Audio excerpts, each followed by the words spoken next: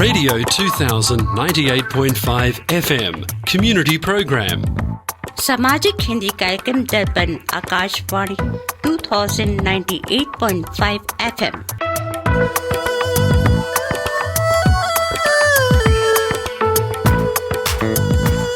Welcome to the Hindi Show, featuring news, interviews, music and community announcements. स्वागत है दर्पण हिंदी कार्यक्रम में। आप सुनेंगे समाचार, विचार, संगीत और सामाजिक सूचनाएं। Radio 2000 98.5 FM Multicultural Radio.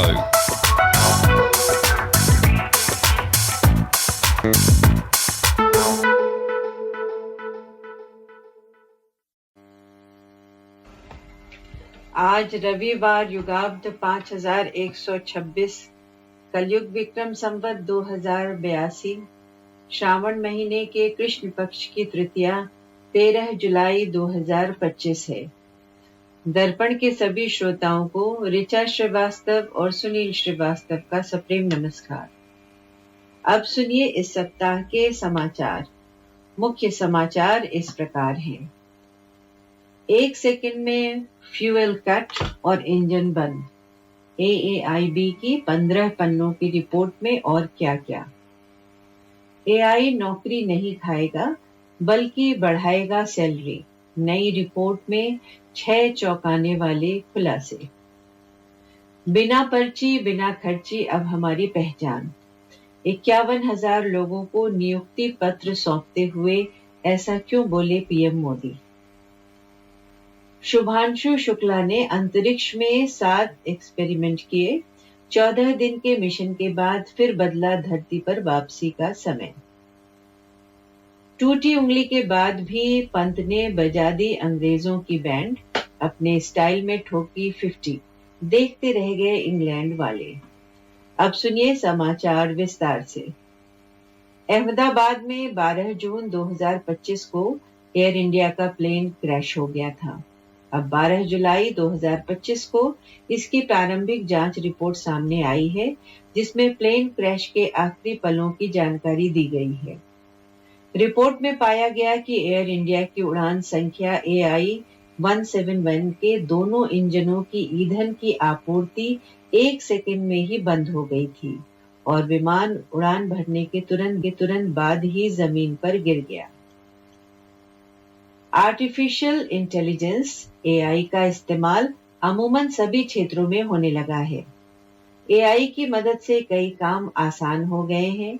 हालांकि AI के बढ़ते इस्तेमाल ने नौकरी पेशा लोगों के मन में एक डर बैठा दिया है कि भविष्य में AI उनकी नौकरी निगल सकता है। PwC की ग्लोबल AI जॉब बैरोमीटर 2025 की रिपोर्ट ने इस डर को झूठा साबित कर दिया है। इस रिपोर्ट के अनुसार AI नौकरियां छीनने के बजाय इन्हें अपग्रेड करने का काम करेगा। AI की मदद से लोग न सिर्फ अपने स्किल्स बढ़ा सकते हैं, बल्कि खुद को अपने बेस्ट वर्जन बना सकते हैं। प्रधानमंत्री नरेंद्र मोदी ने वीडियो कॉन्फ्रेंसिंग के जरिए 16वें रोजगार मेले का शुभारंभ किया। इस दौरान पीएम मोदी 51,000 से ज्यादा युवाओं को नियुक्ति दिए। इस दौरान पीएम मोदी ने कहा, हमारा उद्देश्य है कि रोजगार मेला के माध्यम से लाखों युवाओं को बिना पर्ची बिना खर्ची नौकरी मिल सके। पीएम मोदी ने कहा कि रोजगार मेला के माध्यम से लाखों नौजवानों को भारत सरकार में स्थायी नौकरियां मिल चुकी हैं। यह नौजवान राष्ट्र निर्माण में बड़ी भूमिका निभा रहे हैं। पीएम मोदी ने विपक्ष पर तंज कसते हुए कहा, बिना पर्ची बिना खर्ची हमारी पहचान है। एक्सियोम O4 मिशन के तहत अंतर्राष्ट्रीय स्पेस स्टेशन ISS गए भारतीय अंतरिक्ष यात्री शुभांशु शुक्ला जल्द ही धरती पर वापसी कर सकते हैं। भारतीय अंतरिक्ष अनुसंधान संगठन ISRO ने उनके लौटने की जानकारी दी है। ISRO के अनुसार शुभांशु 14 जुलाई को अंतरिक्ष से वापसी करेंगे और 15 जुलाई को पृथ्वी पर पहुंच जाएंगे। शुभांशु के साथ आईएसएस में गए बाकी 3 अंतरिक्ष यात्री भी स्पेस एक्स के ड्रैगन स्पेसक्राफ्ट से वापस आएंगे। इंग्लैंड के खिलाफ लॉर्ड्स में खेले जा रहे तीसरे टेस्ट मैच के पहले दिन भारत को उस समय बड़ा झटका लग गया था जब उप कप्तान ऋषभ पंत चोटिल हो गए थे। उनके बाएं हाथ की तर्जनी उंगली में चोट लग गई थी। उनकी जगह फिर ध्रुव जुरैट विकेट कीपिंग करने आए थे। दूसरे दिन भी उन्होंने मोर्चा संभाला था। हालांकि जब बैटिंग की बारी आई तो पंत ही बैटिंग करने आए और उन्होंने शानदार बल्लेबाजी की। अब सुनिए वाणिज्य समाचार। इस सप्ताह दिल्ली सर्राफा बाजार बंद होने तक स्टैंडर्ड सोने का भाव रहा 91,550 रुपए प्रति 10 ग्राम। यूएस डॉलर की विनिमय दर थी 85 रुपए 83 पैसे और ऑस्ट्रेलियन डॉलर 56 रुपए 44 पैसे। इसी के साथ आज के समाचार समाप्त हुए। आप सुन रहे हैं दर्पण हिंदी कार्यक्रम रेडियो 2000 FM 98.5 मेगाहर्ट्ज पर। आज आपके साथ स्टूडियो में हैं ऋचा श्रीवास्तव और सुनील श्रीवास्तव। आज का जो टॉपिक होगा वो गुरु पूर्णिमा, सावन के गीत, women's health, the black essence, film निर्माण और निर्देशन के विषय में चर्चा करेंगे। और हमारे साथ बहुत सारे गेस्ट हैं इस बार, मिस नहीं करिएगा। पहले तो हम आपको मिलवाएंगे पंडित श्री नारायण भट्ट जी से, फिर डॉक्टर नमन दाहिया से, गायनेकोलॉजिस्ट, और फिर आपको मिलवाएंगे साहिल कोंडा से, मनमोहन मकर से, और सुमित वर्मा से, और मनीत भास्कर से, जो मूवी जो ब्लैक एसेंस में है। इन लोगों ने शुरू करने पहले ऋचा जी से आज का विचार सुन लीजिए। हाँ, मैं सुनील जी थोड़ा सा करेक्शन करूंगी कि इन लोगों ने ये फिल्म बनाई है और पहला नाम जो आपने लिया उनका नाम है साहिल कांडोई, तो वो नाम जो है सही करना था। अच्छा। तो थैंक यू, आपने आज के विचार के लिए जो है अनाउंसमेंट किया। तो श्रोताओं, आप सभी को नमस्कार। आपका दिन आज शुभ और मंगलमय हो। आपको बताते हुए हर्ष हो रहा है कि आज का विचार जो है हम पंडित श्री नारायण भट्ट जी से सुनेंगे। वो थोड़े गुरु पूर्णिमा के विषय में भी चर्चा करेंगे। तो आइए उनका स्वागत करते हैं। पंडित जी, आपका बहुत बहुत स्वागत है दर्पण रेडियो पर। धन्यवाद ऋचा जी और सुनील जी। सौभाग्य की बात है एक बार पुनः रेडियो दर्पण के माध्यम से सभी श्रोताओं को मिलने का मौका मिल रहा है और सबको गुरु पूर्णिमा की बहुत बहुत हार्दिक शुभकामनाएं। जी, गत बृहस्पतिवार गुरुवार के दिन इस बार जो है गुरु पूर्णिमा पड़ी। तो बताइए, गुरु पूर्णिमा, सबसे पहले आज के विचार से शुरू करते हैं और आप गुरु पूर्णिमा के विषय में और सावन के विषय में थोड़ा हमारे श्रोताओं को बताइए। जरूर जरूर जरूर। जैसा आपने बताया 10 जुलाई को गुरु पर्व था। गुरु पूर्णिमा माने पूर्णमासी के दिन हम ये पर्व मनाते हैं। और ऋचा जी, ये सौभाग्य की बात है कि करीब 27 वर्ष पहले पहली बार हिंदू हेरिटेज सोसाइटी के माध्यम से इस गुरु पूर्णिमा को हम लोगों ने यहाँ पर प्रारंभ किया था जी। और ये परंपरा आज जैसे जैसे हमारे लोग बढ़ रहे हैं, संप्रदाय के लोग बढ़ रहे हैं, सभी लोग अपने अपने हिसाब से मना रहे हैं। अभी 2 वीक तक वीकेंड्स में हम देख रहे हैं कि गुरु पर्व सब जगह मनाया जा रहा है अपनी अपनी परंपराओं के हिसाब से जी। तो मैं ऋचा जी यही कहूंगा कि गुरु की महिमा तो कौन बोल सकता है, लेकिन गुरु की महिमा गुरु की महिमा पर शास्त्रों ने बहुत कुछ बोला है, बहुत कुछ लिखा है जी। एक प्रसिद्ध श्लोक जो हम हमेशा गाते हैं कि गुरुर ब्रह्मा गुरुर विष्णु गुरुर्देवो महेश्वरः गुरु साक्षात परब्रह्म तस्मै श्री गुरुवे नमः। अब इससे बड़ी गुरु की महिमा क्या होगी, क्या सकती है। जी, बिल्कुल। गुरु ही ब्रह्मा है, गुरु ही विष्णु है, गुरु ही शिव है, साक्षात परब्रह्म है। जो निर्गुण निराकार उपासक हैं, वो निर्गुण निराकार परमात्मा को मानते हैं, वो भी साक्षात गुरु ही है। ऐसे गुरु को, गुरु तत्व को प्रणाम किया गया। यहाँ तक कि जब भगवान स्वयं अवतार लेते हैं तो भी वो गुरु परंपरा को आदर देते हैं जी। आप जानते हैं भगवान राम ने गुरु वशिष्ठ और गुरु विश्वामित्र को अपना गुरु माना, और जबकि भगवान केवल परंपरा को निभाते हैं, अन्यथा तो वो तो सबके गुरु तो वही। जी जी। भगवान श्री कृष्ण जिनको कि हम जगत गुरु कहते हैं, कृष्णम वंदे जगत गुरुम, उन्होंने भी गुरु संदीपनी के आश्रम में जाकर के शिक्षा ली, और कुल गुरु गर्गाचार्य से तो वो उनके कुल गुरु ही थे जी। तो गुरु की परंपरा हमारे अवतार पुरुषों ने निभाई है। और तुलसीदास जी का एक प्रसिद्ध दोहा है जी, जो कि गुरु के महत्व को बहुत अच्छी तरह से क्लियर करता है। श्रोताओं ने सुना होगा तो आपको एक बार सुना दूं। आज गुरु पर्व पर जी। लिखा है कि पारस के स्पर्श से कंचन भई तलवार, तुलसी तीनों ना गए धार मार आकार। मैं थोड़ा संक्षिप्त में बताऊंगा जी इसको। जी जी। ज्ञान हथौड़ा हाथ ले, सदगुरु मिला जो मार, तुलसी तीनों मिट गए धार मार आकार। क्या मतलब हुआ कि पारस मणि से लोहा को हम जब स्पर्श करा देते हैं तो वो सोना बन जाता है जी।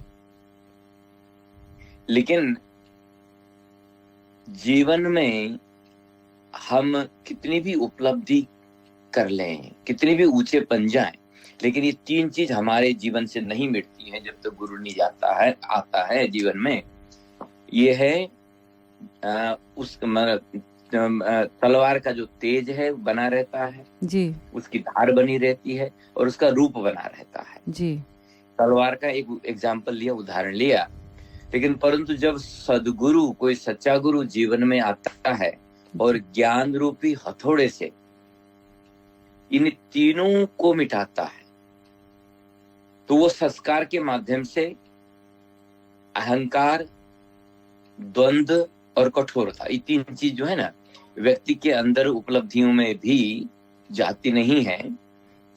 और गुरु के हाथ में जैसे शिष्य, योग्य शिष्य आता है तो तीनों को मिटा के वो मुक्ति के काबिल बना देता है शिष्य को। जी।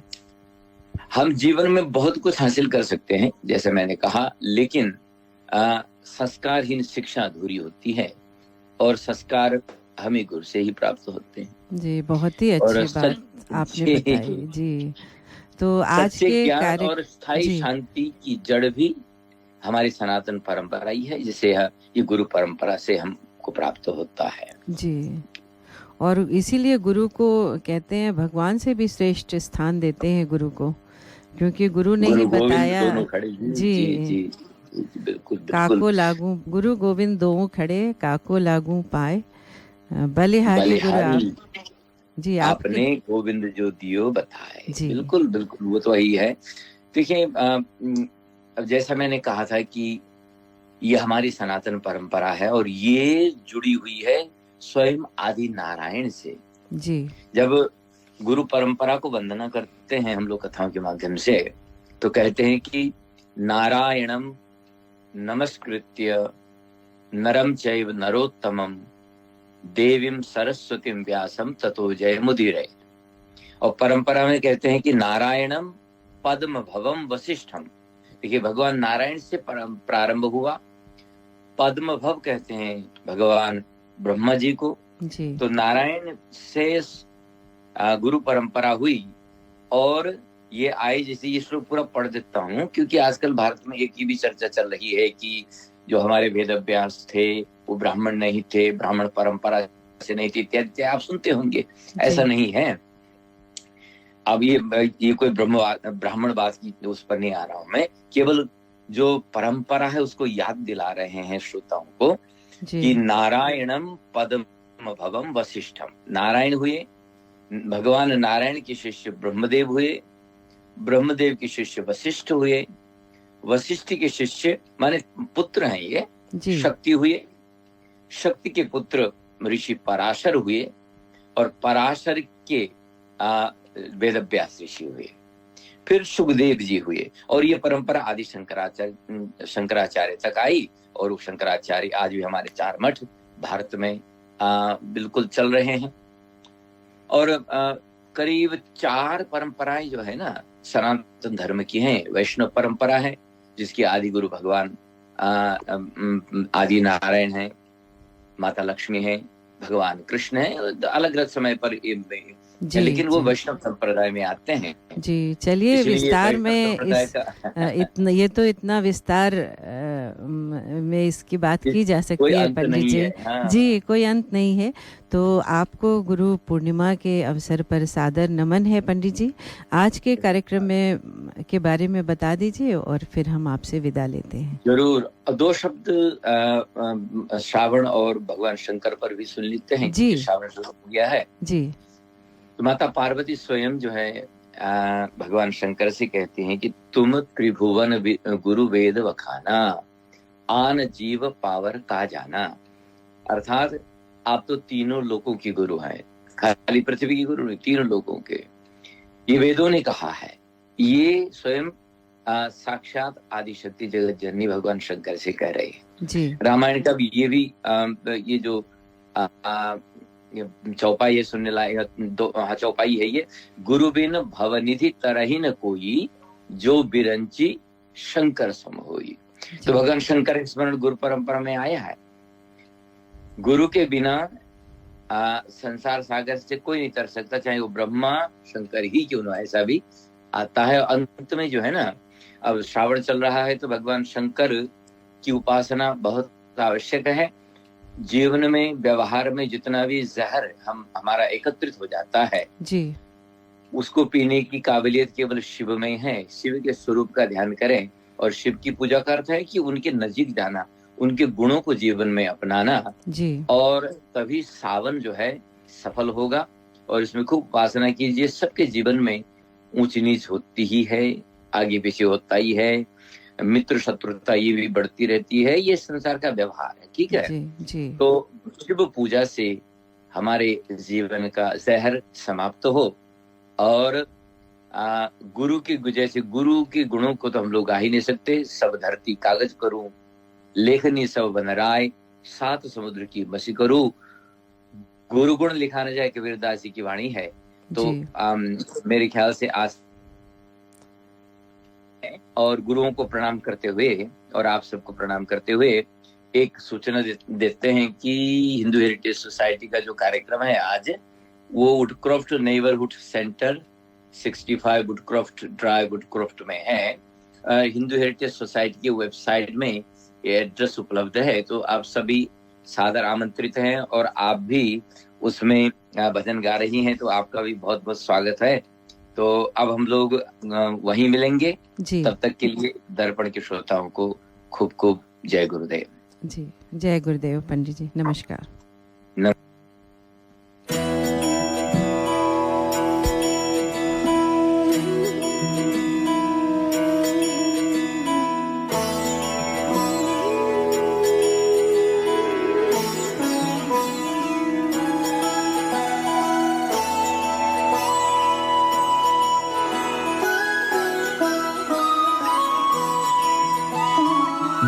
जय हो शंकरा, आदिदेव शंकरा, तेरे जाप के बिना चले ये सांस किस तरह। मेरा कर्म तू ही जाने, क्या बुरा है क्या भला। तेरे रास्ते पे मैं तो आंख मूंद के चला, तेरे नाम की जोत ने सारा हर लिया तमस मेरा। नमो नमो जी शंकरा, भोलेनाथ शंकरा, जय त्रिलोकनाथ शंभो हे शिवाय शंकरा। नमो नमो जी शंकरा,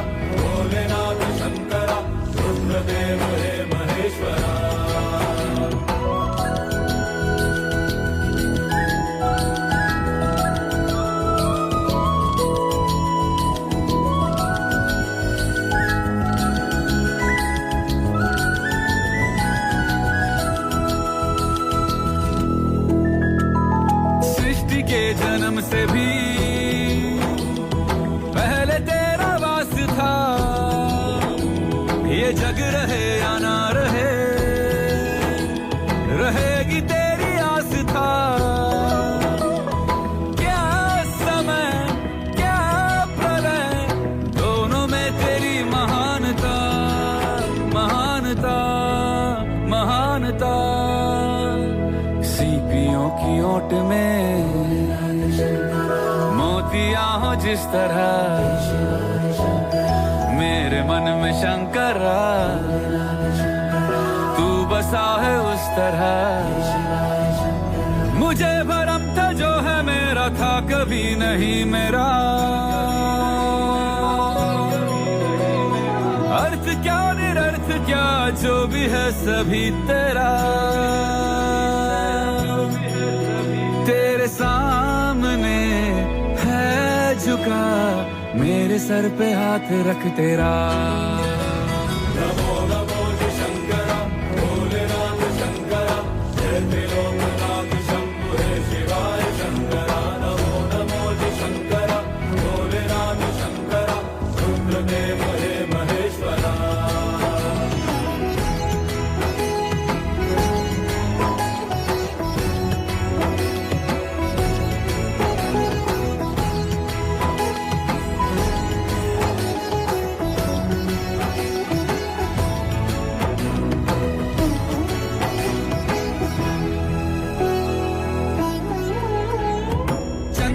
ललाट पे भस्म है भुजाओं में, वस्त्र बाघ छाल का है खड़ा पाँव में। प्यास क्या हो तुझे, गंगा है तेरी जटाओं में, जटाओं में, जटाओं में। दूसरों के वास्ते तू सदैव ही जिया, मांगा कुछ कभी नहीं, तूने सिर्फ है दिया। समुद्र मंथन का था समय जो आ पड़ा, द्वंद्व दोनों लोक में विषामृत पे था छिड़ा। अमृत सभी मैं बांट के, प्याला विष का तूने खुद पिया। नमो नमो जी शंकरा भोलेनाथ शंकरा, जय त्रिलोकनाथ शंभु हे शिवाय शंकरा। नमो नमो जी शंकरा भोलेनाथ शंकरा, रुद्रदेव हे महेश्वरा। नमो नमो जी शंकरा भोलेनाथ शंकरा, जय त्रिलोकनाथ शंभु हे शिवाय शंकरा। नमो नमो जी शंकरा भोलेनाथ शंकरा, रुद्रदेव हे महेश्वरा, रुद्रदेव हे महेश्वरा, रुद्रदेव हे Maheshwara.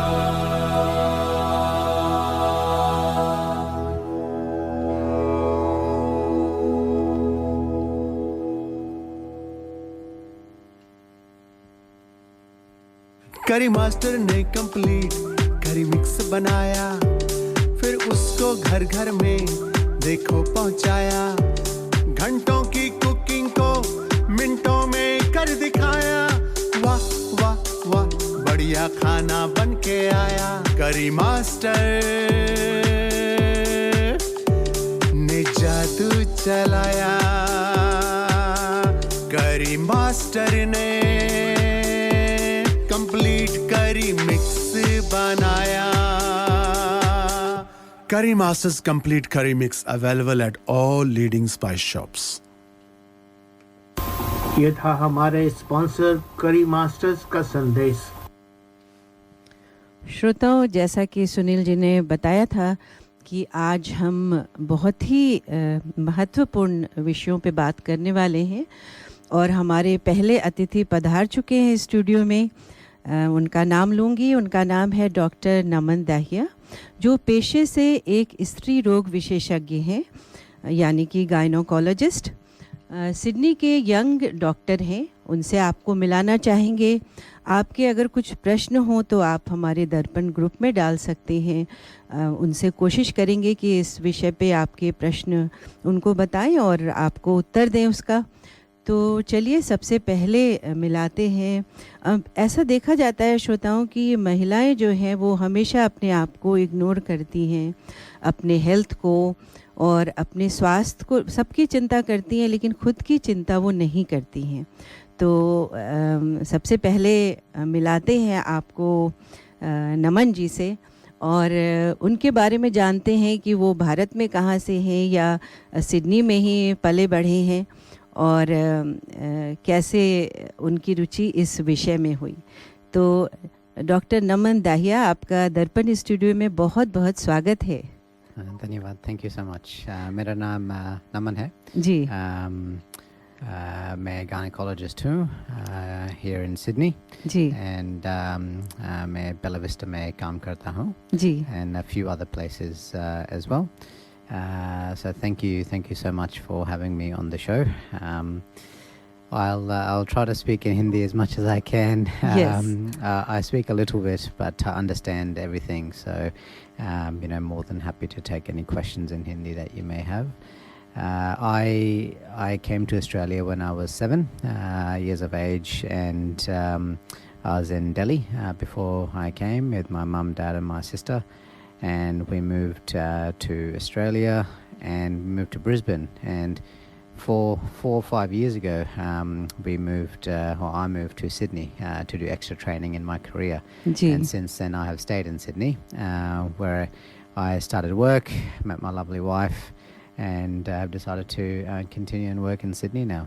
And I have done extra training in my field in complex surgery, and have been looking after patients with complex gynecological problems and especially endometriosis as well. So really looking forward to today to talk about how we can continue helping women, especially in their community as well. बहुत ही important subject पे आप काम कर रहे हो। और नमन, सबसे पहले तो आपको बधाई कि आपने हिंदी में अपना परिचय दिया। उसको कन्विंस करने के लिए हमें काफ़ी कोशिश करनी पड़ी। तो श्रोताओं, ये बता दूं आपको कि नमन जी जो है वो ये बातचीत इंग्लिश में ही करेंगे। उसमें वो ज़्यादा कंफर्टेबल महसूस करते हैं। अगर आपका कुछ प्रश्न, आपको कोई हिस्सा नहीं समझ में आया तो मैं कोशिश करूँगी कि उसको ट्रांसलेट करूँ हिंदी में, लेकिन पूरे समय आप दर्पण ग्रुप में अपने मैसेज करते रहिए। तो इंग्लिश में ही ये इंटरव्यू होगा और ये पूछना चाहेंगे नमन जी आपसे कि ज़्यादातर भारत में देखा जाता है कि जितने भी गायनोकोलॉजिस्ट हैं वो फीमेल डॉक्टर ही पाए जाते हैं। तो आपका इंटरेस्ट कैसे, आपकी रुचि कैसे हुई इस सब्जेक्ट में और गायनोकोलॉजी में? Very good question. Ji. So I will answer in English if that is okay. But ji. anytime someone sees me, a patient, if they feel comfortable talking in Hindi, ji. I understand Hindi, ji. and so not a problem at all. तो आप समझ सकते हो समझ और सकता हूँ। पढ़ सकते हो हिंदी? नहीं, just समझ सकता हूँ। अच्छा, good enough. So from my early training, I always felt drawn into women's health because I think it's a very vital area in medicine, and it can have a big positive impact, which has generational impact on not just one person, but it has impact on the whole community as well, which is very important. When I grew up in an Indian family, I could see how women always put their health last. They prioritize their family needs over their own needs. And this inspired me to see how we can try to improve the needs of the women. And, it's not just about improving their medical health. It's about reassurance, and it's about sort of giving them that expert care. When I came and started doing my extra training in gynecology, I've done extensive training in Brisbane and Sydney, and now I specialise in more complex surgical management of certain gynecological problems.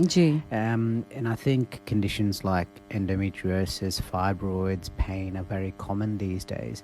And my focus has always come about combining the latest technology with compassion and always having the patient at the center of their care. And I understand that as a male gynecologist, some people might feel a bit hesitant.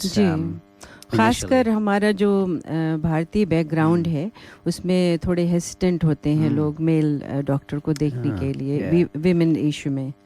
So some do feel hesitant initially, and I think this is very natural, especially in the Indian community where most of the gynecologists are female, especially when we're discussing very intimate health conditions and issues as well. To overcome this, I spend a lot of time with my patients building trust. My consultations are very thorough, but also very relaxed because this gives an opportunity, for the patients to feel more comfortable, that we have a respectful conversation the whole time as well. And nothing happens without consent. So if you need someone else present, a female nurse present, there's always someone there as well, whatever makes you feel comfortable. And if it means that not just the first consult, maybe second or third consultation before we start to discuss a few more intimate things, whatever it is, we take our time. And I think, over the years, I found that the patients experience in an environment where they feel more genuinely heard and comfortable really helps. And I think in that case, gender doesn't matter all that much. Definitely. But, and we treat everyone with dignity. And all those initial reservations will slowly start to fade away as well. And my role is to make sure everyone feels comfortable, respected and confident.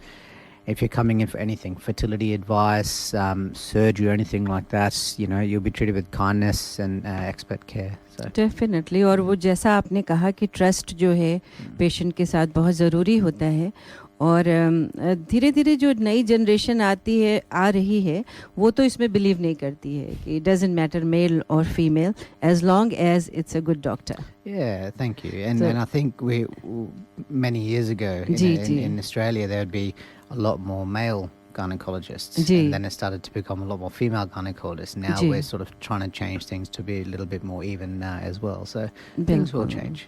नहीं वो तो है ही. देखिए जब मैं यहाँ आई थी तो मैं इंटरप्रेटर का काम करती थी और शुरुआत में कई पेशेंट्स के साथ में जाती थी उनकी बातचीत का अनुवाद करने के लिए और मैंने ये पाया कि बहुत सारे पेशेंट्स जो हैं जो हमारे एज के हैं उन्होंने रिफ्यूज़ किया क्योंकि वो भारत से आए थे और वो मेंटालिटी के साथ आए थे. इवन मुझे भी ये शौक़ लगा कि मेल नर्स और men gynaecologist in the beginning but then you get over it कि जो है एज़ लॉन्ग एज़ आपको अच्छे डॉक्टर मिले और आपके रोग का उपचार हो वो ज़्यादा ज़रूरी है.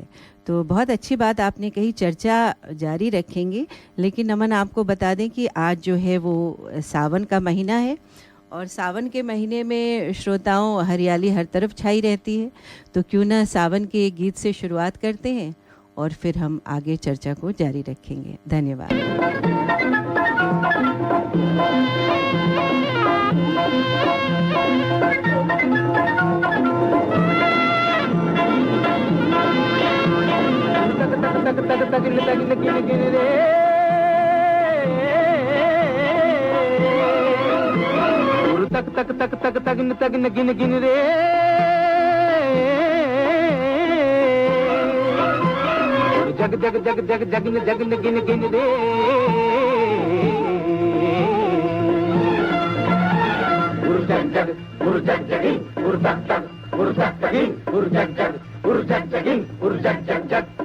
हरियाला सावन ढोल बजाता आया दिन तक तक मन की मोर नचाता आया.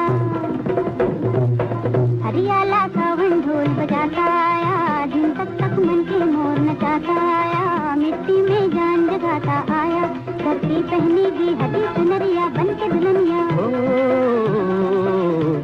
एक लगन बुझी एक लगन लगी मन मगन हुआ एक लगन लगी आया आया रे आया आया रे. हरियाला सावन ढोल बजाता आया दिन तक तक मन के मोर नचाता आया. मिट्टी में जान जगाता आया धरती पहनेगी हरी सुनरिया बन के दुल्हनिया. एक अगन बुझी, एक अगन लगी, मन मगन हुआ, एक लगन लगी, या रे या रे या।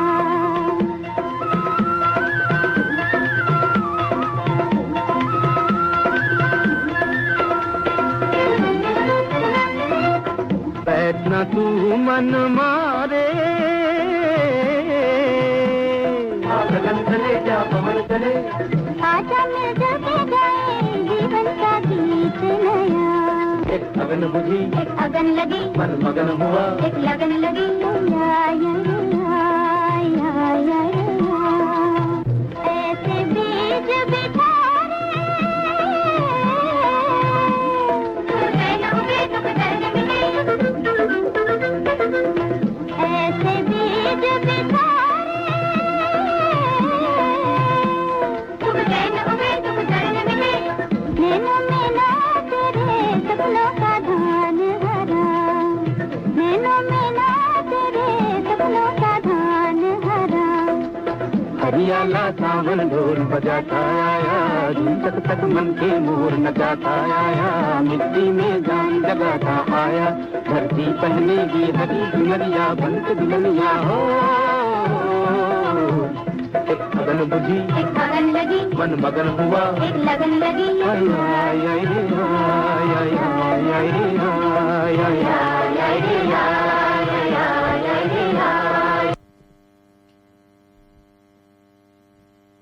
ऑस्ट्रेलिया में रहते हुए भारत में माँ बाप की चिंता, कहीं दवाई समय पर मिली या नहीं, किसी ने खाना खिलाया या नहीं, ये चिंता हर प्रवासी भारतीय की होती है। अब है समाधान, ओमसोर्ग एल्डर एंड डिसेबिलिटी केयर। हम ऑस्ट्रेलिया में पिछले 3.5 सालों से इंडियाज रजिस्टर्ड कंपनी चला रहे हैं और अब भारत में भी हमारी खुद की शाखाएं हैं। दिल्ली, एनसीआर, चंडीगढ़, देहरादून, लखनऊ और जम्मू में भरोसेमंद होम केयर सेवा। और अगर कुछ भी ठीक ना लगे तो आप हमें सीधे ऑस्ट्रेलिया में संपर्क कर सकते हैं। भारत में संपर्क करें अंकित से 8448-381-360 और ऑस्ट्रेलिया में शिवानी से 0470-631-801। ओमसोर्ग, जब देखभाल भरोसे से हो। ये था हमारे स्पॉन्सर्स का संदेश। श्रोताओं, हम बातचीत कर रहे हैं डॉक्टर नमन दाहिया से, जो एक गायनोकोलॉजिस्ट हैं और बहुत ही ख़ास विषय पे हम चर्चा कर रहे हैं। नमन जी से आइए पूछते हैं कि आपके अनुभव में ऐसी कौन सी स्वास्थ्य की समस्याएं हैं जिन्हें महिलाएं अक्सर अनदेखा कर देती हैं, यानी कि कौन सी कॉमन प्रॉब्लम आप देखते हैं महिलाओं में। तो नमन जी ये बताइए आप कि पहले तो कितने सालों से आप प्रैक्टिस कर रहे हो? Quite a few years now. During training, more than about 10 years. और आपकी पढ़ाई कहाँ पे हुई डॉक्टरी की? Did my medical degree in Gold Coast. अच्छा. In Gold Coast, and then did all of my other training all throughout Queensland, Townsville, a lot in Brisbane. So you lived all your life in Gold Coast and Brisbane? Yeah, area. Brisbane, Gold Coast. We moved to Australia and moved to Perth for 1 year. Achha. And then we moved to Brisbane and been in Brisbane for a very long time. And then moved to Sydney in 2020. तो Sydney में आपको कैसा लगता है? Very busy. Do you miss congested. Gold Coast? The weather is much better in Queensland, but Sydney's lifestyle is very nice. Yeah. Yes, true. तो चलिए लौटते हैं इस प्रश्न पे कि कौन सी कॉमन प्रॉब्लम्स आप देखते हैं जो महिलाएं अक्सर अनदेखा कर देती हैं? So there's lots of common problems that people can have, but they also, sometimes delay in presenting. And then the common things that people will have are things like PCOS, so polycystic ovarian syndrome. Gee. There is, and we'll talk about this in a bit more detail, fibroids as well, which are very common. Pain, endometriosis, heavy or abnormal bleeding, and also difficulties with trying to get pregnant, so fertility. Gee. So when it comes to things like PCOS, PCOS is very, very common, and it's a very frequent issue that we see in younger people. And it's not uncommon to have ovaries that are sort of polycystic, and I'll talk about what this means. it can affect hormones, and we try to think of it more of what we call a metabolic condition, which affects a few different areas in the body. Ji. So it can affect the weight, it can affect glucose, how your body tolerates hormones as well, and it has an impact on the ovaries. Instead of having 1 or 2 cysts every cycle, you have lots of cysts, and therefore the periods can become irregular. So they can cause symptoms like acne, like pimples at times, hair. They can cause weight gain, issues with your insulin level as well, and higher chance of things like diabetes. But and also because of the periods being a little bit irregular, they can cause issues with trying to conceive or get pregnant as well. Ji. So, the good news is that, with the right support going forward, we can try to get things managed really well. And it's not about taking a tablet or anything. It's about sort of managing you as a person, but managing all the aspects of the condition as well. So from things like... तो दवा के माध्यम से आप इसको करते हैं, cure करते हैं, या मैनेज कैसे manage? It's about management. So sometimes we have to manage the lifestyle. So we have to think about managing the weight, trying to reduce weight, which can sometimes actually make your periods more regular. जी. Make sure that, any problems with having low or abnormal periods are okay, like the lining of the uterus, difficulties getting pregnant. If you have any issues with insulin levels or diabetes, we make sure that that's being monitored regularly going forward. And we try to see what is the biggest issue that we're having with it. If someone has PCOS, normal weight, normal periods, the ovaries look polycystic, we give them advice about how to manage their lifestyle, but we don't have to start any treatment straight away because they're otherwise well. Overall treatment आप करते हो? Yes, so everything, and we sit down, and the first time we see you is important to talk about everything, so we can try to improve the lifestyle, improve all those factors that are easy to improve, and then slowly work on the more difficult things to improve in that condition. And then we have things like fibroids, and which are very common, especially in our background as well. So Indian, South Asian, fibroids are very common. Now fibroids affect... इसकी कोई खास वजह है कि ये common है? Genetic reasons why this can happen. They run in families. And most fibroids are what we call benign, which means not cancerous. But they're a big solid ball of muscle. And they can keep growing until menopause. Sometimes fibroids cause no problem.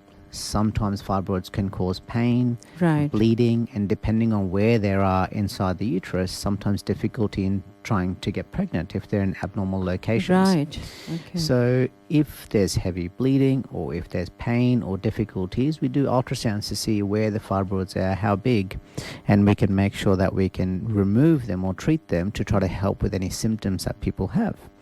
And removal can be small surgeries, or they can be keyhole surgeries to try to remove the fibroid to try to improve symptoms as well. But if you don't have many symptoms and they're not too big, we can just monitor them without having to do any major surgery or anything. So it's very reassuring, and I think seeing a gynecologist for this is reassuring, very so we important, can see okay, is this abnormal or normal, and if it's normal without many symptoms, we don't have to do anything else. And then we can talk about the options from there.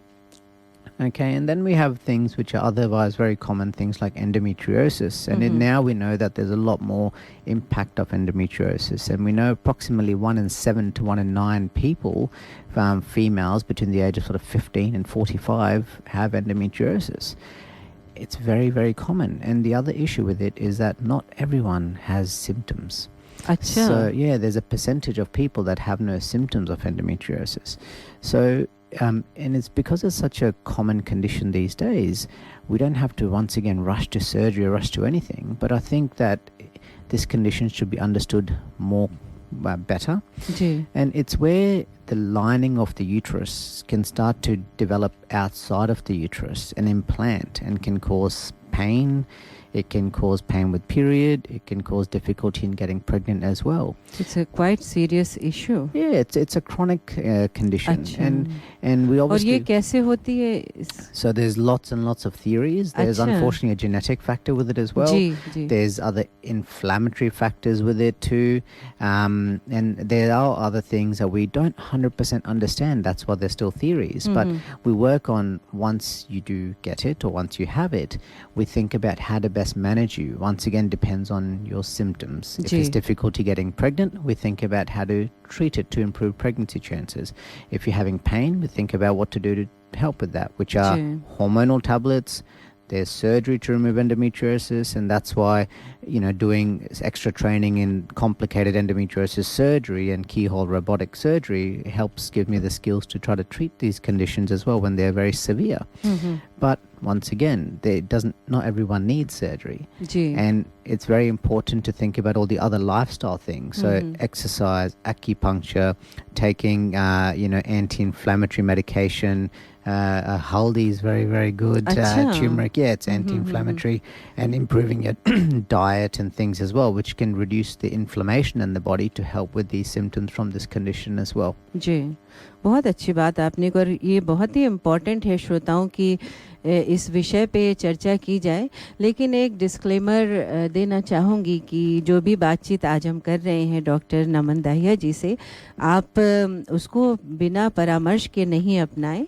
अपने doctor और अपने GP से ज़रूर सलाह लें इसके पहले की जो भी बातचीत हो रही है, और आप सिर्फ लाइफस्टाइल चेंज करिए या कोई भी सलाह लेके आप उस पर घर बैठ जाएं, ऐसा मत कीजिएगा। अपने डॉक्टर की ज़रूर सलाह लीजिएगा। तो चलिए और इस विषय पे चर्चा आगे बढ़ाएंगे। आपको सुनाते हैं सावन का एक और गीत।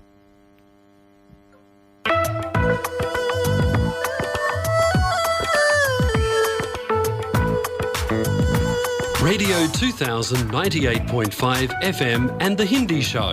आप सुन रहे हैं दर्पण हिंदी कार्यक्रम 98.5 FM पर।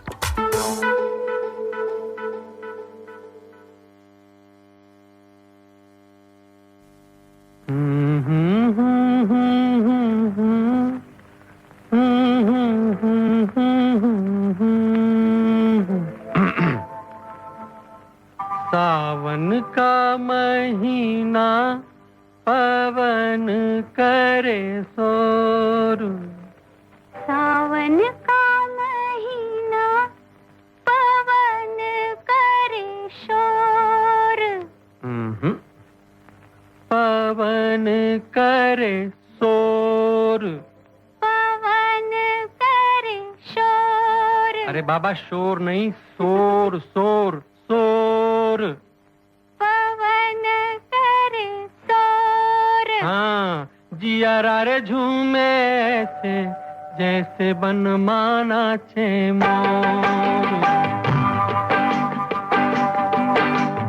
सावन का महीना पवन करे शोर, जिया रे झूमे ऐसे जैसे बनमाना चे मोर।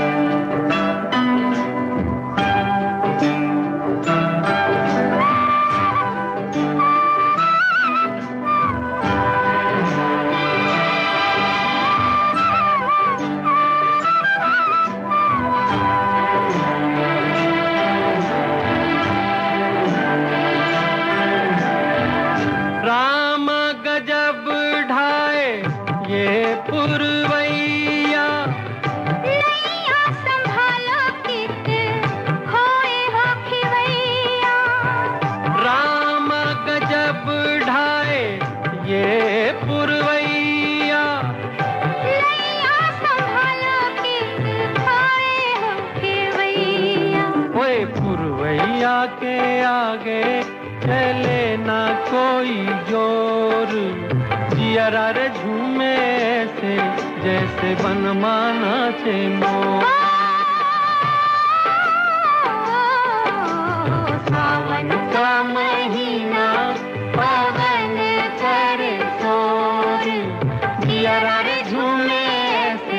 जैसे बनमाना थे मोर।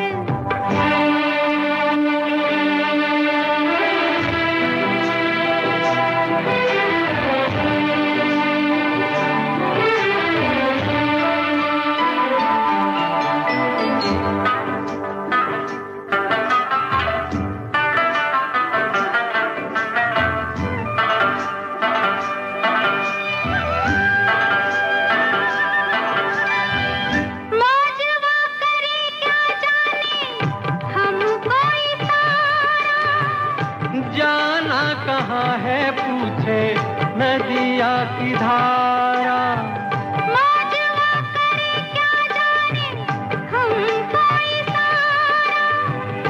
जाना कहाँ है पूछे नदिया की धारा।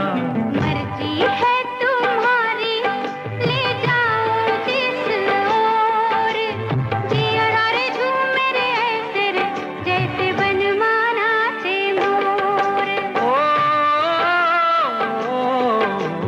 सावन का महीना पवन कर सोर, जिया रे झूमे ऐसे जैसे बनमाना थे मोर।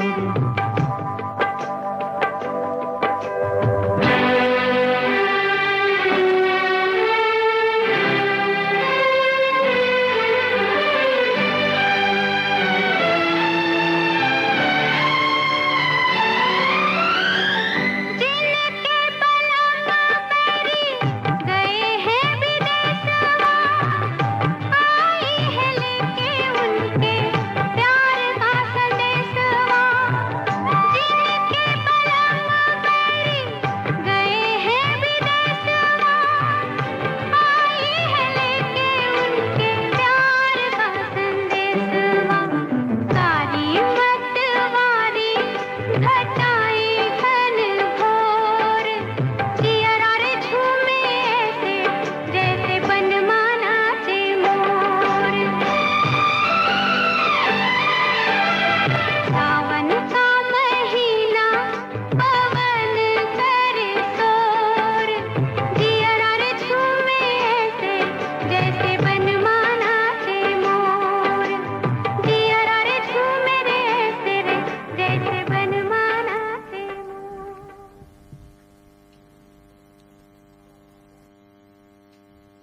अब जीवन साथी ढूंढना हुआ और भी आसान। सोलमेट मैट्रिमोनियल सर्विस आपको पर्सनलाइज्ड, कॉन्फिडेंशियल और परफेक्ट मैच मेकिंग ऑफर करते हैं। Find your soulmate in New Zealand, Australia और anywhere else in the world. Register कीजिए at soulmatematrimonial.com.au. Also, you can check out their Facebook page, Soulmate Matrimonial. या call Preeti Kothari और Hina Kajaria on +61 404 316 288. ये था हमारे sponsors का संदेश। श्रोताओं, हम बातचीत कर रहे हैं डॉक्टर नमन दाहिया जी से, जो एक पेशे से गायनोकोलॉजिस्ट हैं और बहुत ही ख़ास विषयों पे ये हमारी जानकारी को बढ़ा रहे हैं, ख़ासकर फीमेल्स के लिए। तो बहुत अच्छा लग रहा है कि श्रोतागण आप लोग जो हैं वो दर्पण पेज पे इतने अच्छे अच्छे कमेंट्स दे रहे हैं। और कुछ कमेंट्स मैं सुनाना चाहूँगी नमन जी को। तो नमन जी कहते हैं, Pradeep Upadhyay ji, nice to see doctor Dahiya breaking the type cast by becoming a male gynaecologist, so compliment for you. उसके बाद शैलजा जी जो कि पेशे से डॉक्टर हैं, उन्होंने लिखा है कि with female doctors outnumbering male doctors and increasing availability of female ONG specialist, are you patients first और सेकंड चॉइस? ये पहला क्वेश्चन है। How many male doctors are members and fellows of the Australian college of ONG? Thank you. Difficult question to answer, but I think approximately, 10 years ago, I think we had almost 20% were males that were fellows of the college actively practicing, and I think more females. And we noticed that these days, we're getting more and more of a shift as well, with maybe 30 to 40% becoming male trainees. In terms of first and second choice, I think number one, the patient needs to decide on who they would like to see, and I think trying to keep gender out of it and looking at the credentialing, looking at have they done extra training in certain aspects as well of gynecology, and seeing are they the most suitable gynecologists to see that patient or see yourself. I think that'll be very, very important regardless of gender. And first or second choice, for example, I've done extra fellowship and training in more complex surgery, so a lot of the time people go to see one gynecologist and then their disease or condition is too difficult to manage, and then they refer on to someone like me to actually do the surgery. So, you know, I think patients should have a look at the websites and have a look at the gynecologists that they're seeing to see if they're the most suitable person for them. जी, और यतिंदर गुप्ता जी लिखते हैं कि doctor Naman can inspire a lot of young people, तो compliment आपके लिए. Thank you. Rajeev Kalra ji लिखते हैं enjoying listening to radio Darpan which beautiful blends culture, music and meaningful conversation. Rajesh Pandey ji लिखते हैं सुंदर कार्यक्रम. शैलजा चंद्रा जी फिर पूछती हैं what should be the earliest age of PCO diagnosis for possible warning and prevention. So it's very common to get ovaries that are a little bit immature under the age of 18, and if you do ultrasounds, it's very common to see ovaries that have lots of cysts and also periods that are irregular. And I think we should try not to diagnose under the age of 18 years of age with PCOS, because then it gives the label of PCOS, which can be really disheartening for a lot of people as well. So I think we should try to make sure that, you know, if they have any issues like weight or anything like that, we say reassure and we try to optimize lifestyle. After the age of 18 to 20, if this periods are still irregular or you still suspect PCOS, I think then investigating more, changing lifestyle, and then trying to see if we need to do any management diagnosis going forward, I think is important. But trying not to sort of label and diagnose before the age of 18 is very important, because a lot of the time people can have irregular periods and polycystic ovaries and ultrasound scan. Okay, thank you. मैं एक सवाल personally पूछना चाहती हूँ कि नमन, जब growing up हमेशा मुझे पीरियड पेन होता था, और कई बार मैंने देखा है कि स्पोर्ट्स खेलने में दिक्कत होती थी या बहुत सारे रिस्ट्रिक्शंस हो जाते थे, वो इतना सिवियर पेन होता था. यंग जनरेशन में भी मैं देखती हूँ, तो ऐसा क्यों होता है और इसका क्या उपाय है? Very, very good question. And I think this is what it comes down to, where you have pain and then you have other priorities and you just do life and continue, and then sometimes it doesn't ever get investigated. Period pain is one of the most common things that I see as a gynecologist, and it can be sometimes challenging to manage. What we need to do first of all is look at how much is it actually affecting the quality of life. Is it a little bit? Is it a lot? What have you done for it? What have you taken? What have you tried? What's worked? Trying to get an understanding. And then we assess family history. Does anyone else in the family have something similar? Could you have any condition like endometriosis that may be genetic as well? And then we see, okay, what are the potential reasons and causes for this? Is it something that happens from an early age, and that's something that the uterus can just cause painfully manage that? Is it other things like, do you have endometriosis? Do you have fibroids? Do you have other reasons for pain, like maybe a congenital abnormality of the uterus, for example, abnormal shaped uterus, that can contribute? And then once we get a decent history about what could be going on, we start to think about how can we investigate with sometimes ultrasound or examination or MRI. After that, once we have an idea about what could be the biggest contributing reasons for it, the patient and myself will say, okay, how do we best manage this? And I love drawing and diagrams, and I'll sort of explain all the reasons and what the options are. And if some of the options sound intimidating, like starting hormonal management or tablets, we try with the other things first. Try the simple, easy things like, you know, simple pain relief, trying to exercise, walk, and all this to increase your endorphin levels, reduce pain, anti-inflammatories, antioxidants, trying all this and seeing how that works, and then reassessing every few months.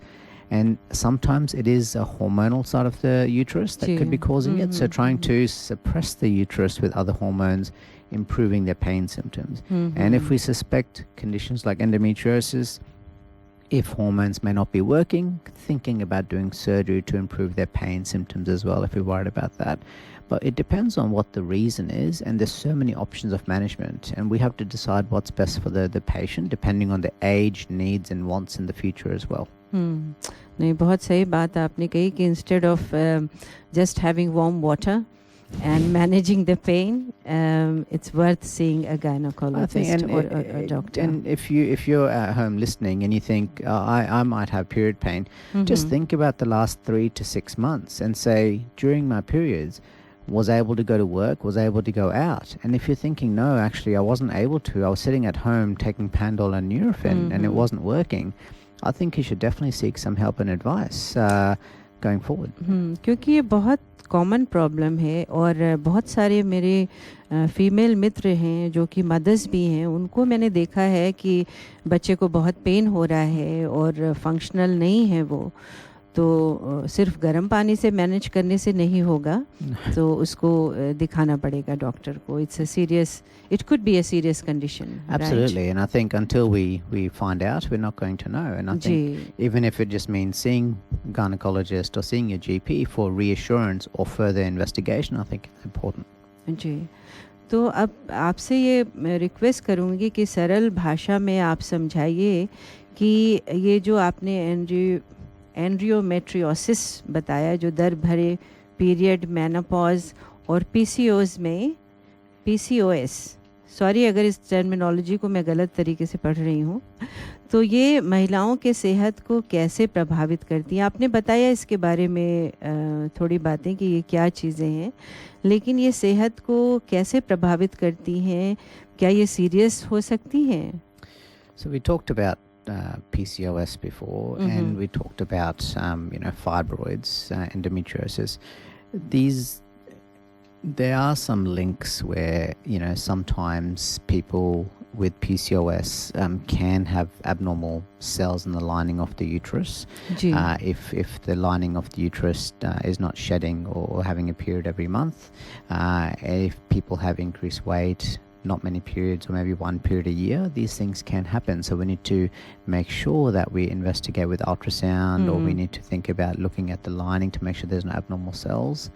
In terms of serious, I think मतलब इसको ignore किया जाए तो कितना serious हो सकता है? It can get serious because sometimes there can be more abnormality in the lining of the uterus, which needs further monitoring and management. If we ignore it, it can keep affecting your quality of life more and more and more. Definitely, if you ignore it. But also, if you have things like endometriosis, it can start to get worse and worse and start to invade into ovaries, or it can invade into other areas like the bowel, which needs more complex surgeries and things in the future if things are not managed early on.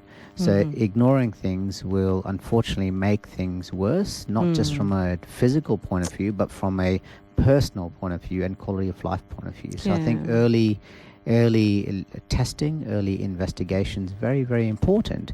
And I think psychological definitely भी आपको affect करता है, because mentally you are not feeling okay. And that's the thing, and I think that's why it's looking back and saying, if there's any time someone is not able to go to work or they're getting affected by these things, I think seeking help is important, because it'll either be you get reassured by your symptoms, which is very, very important, or we start the investigation so we don't let it get really bad.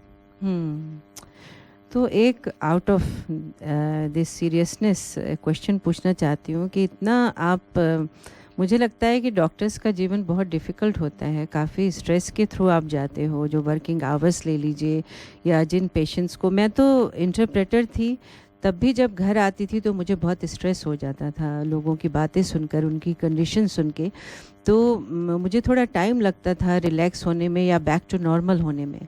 तो आप क्या करते हो when you have stress like this, और if you have a difficult patient, कैसे आप अपना stress release करते हो?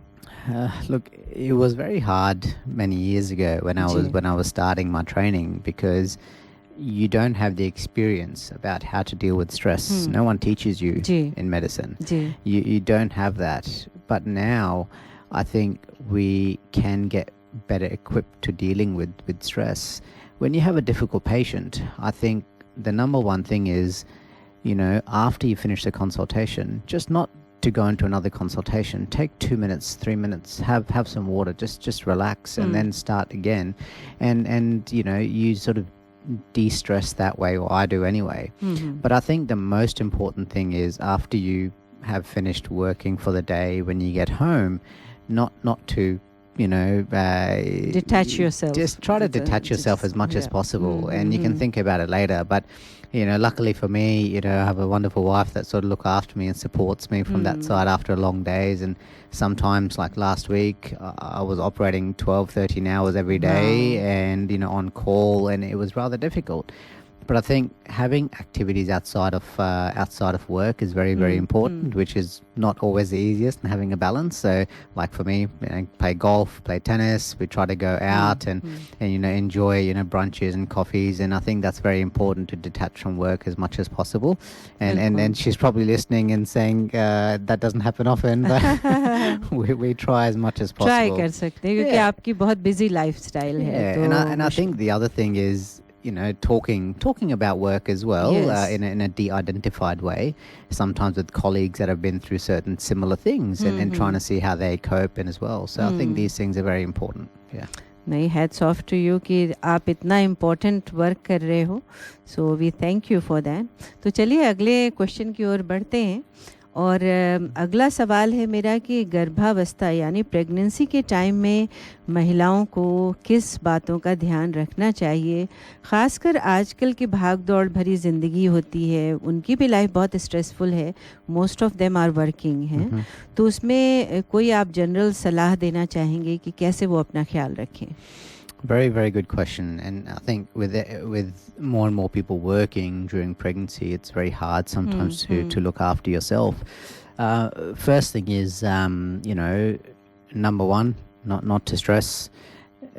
Nutrition is very, very important throughout pregnancy as well. So, things like a balanced diet, so fruits, vegetables, nuts, these things are very, very good, and having protein to try to improve the diet going forward, not having anything that's not fresh, so making sure that you reduce chance of any infections as well. So fresh things are very, very important. I know everyone's busy running around, so if you go to the cafe and there's been a salad that's been made for 12, 13 hours, don't have that. Only should be freshly made, because there can be some bacteria that can be harmful in pregnancy if you eat things that are not fresh. Taking iron, very important. Taking folic acid is very important, and vitamin D in pregnancy.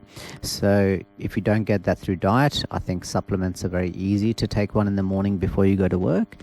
And for vegetarians, like a lot of us are, ensuring that you have things like lentils, beans, nuts, because they're a good source of iron and protein in the diet. So being vegetarian, मैं भी vegetarian हूँ, और मुझे बहुत ये कहा जाता था कि आप वेजिटेरियन हो, इससे बहुत सारी समस्याएं हो सकती हैं. So is it a myth or? No, look, there's lots of healthy vegetarian and vegan options these days, and I think as long as you keep having good vegetables and fruits and like things like spinach and iron-rich and protein-rich foods, it's fine. But I think in pregnancy you just have to be careful to increase those levels, because as you get later and later in pregnancy, you will need more and more of those things as well. And I think other things are common, like, fatigue is very common as well. And you just have to listen to your body, especially later in pregnancy. If you think you're working, you will feel the tiredness. So maybe trying to work from home a little bit later on and things, but listen to your body, and don't feel guilty about slowing down. Work is hard. So if you want to slow down later because your body is working overtime, it's very important.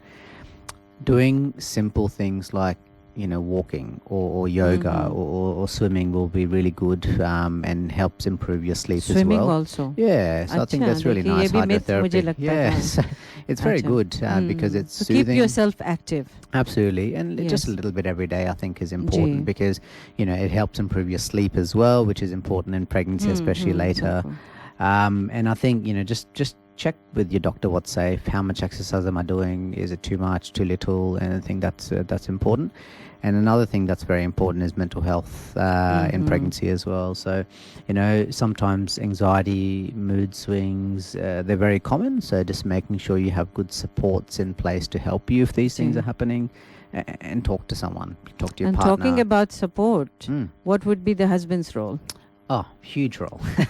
The husband's role is very, very, very big, and I think पहले के ज़माने में तो husbands का कोई role ही नहीं होता था. I know, but I think लेकिन things have changed now. Things are definitely changing, like we talked about. I think number one for the husbands, having the awareness that you need to be involved is the biggest step.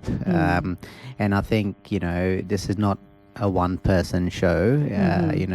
You're both pregnant, so you have to try to help as much as you can. So, and not just about pregnancy, but other things like infertility, endometriosis, PCOS. Helping your partner or your wife through these will really be beneficial going forward, because it's a journey you should take together. And understanding what she's going through will really help build compassion going forward, which is important in pregnancy. So I think it's important to attend appointments, help out at home, help set up ongoing emotional care to reduce the stress, so the burden is less on someone who's pregnant, because they're going through so much already. And in terms of the recovery side of things, having everything ready, prepared, and just being there. And I think hearing advice from lots of people, I think most of the time it's just about being there. Yes. And just asking if there's anything you need more than once or twice, because I think sometimes people don't want to tell what they need. So just asking again and again. And when you say being there, not just literally means being there. You mean it, आपको वहाँ पे ध्यान रखना होगा, जैसा आपने कहा कि it's both responsibility. Yeah, and I think making time to go to appointments is very important. Making time at home, and I know sometimes it's not possible, but let's say if someone can't go, at least maybe having someone else from the family or friend go to appointments or be there, because I think someone else needs to be present. And it's not about just physical support. Sometimes you get given diagnosis or you get given information which is too much to understand on the day, because you're dealing with a lot. So having someone else there to understand so you can discuss with after is very important. बहुत अच्छी बातें हमको सुनने को मिल रही हैं श्रोताओं, और आप ध्यान से सुन रहे होंगे, क्योंकि आपकी बातों से लग रहा है कि आप सुन रहे हैं, आप जवाब भी दे रहे हैं. तो एक ब्रेक लेते हैं और गीत सुनाते हैं आपको, सावन का एक और.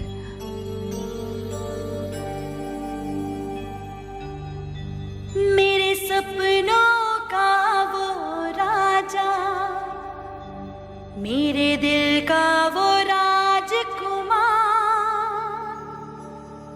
मैं तो उसकी दीवानी बनूंगी, उस पे आने लगा मुझको प्यार, करती हूँ उसका मैं अब इंतजार, ये तो है तुझको पता. ये हटा सावन की घटा, हटा सावन की घटा,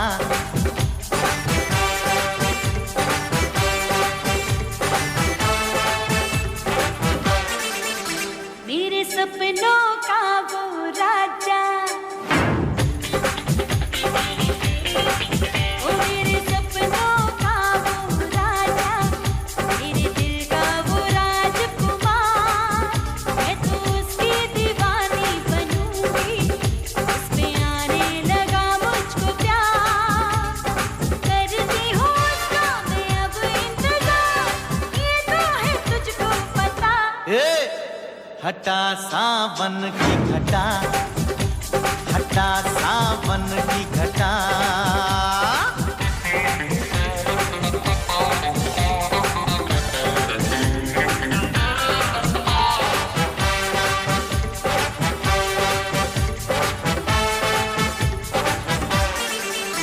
कोई बात है उसमें पूछो ना, वो जो आया पसंद मुझको, वो कोई बात है उसमें पूछो ना, वो जो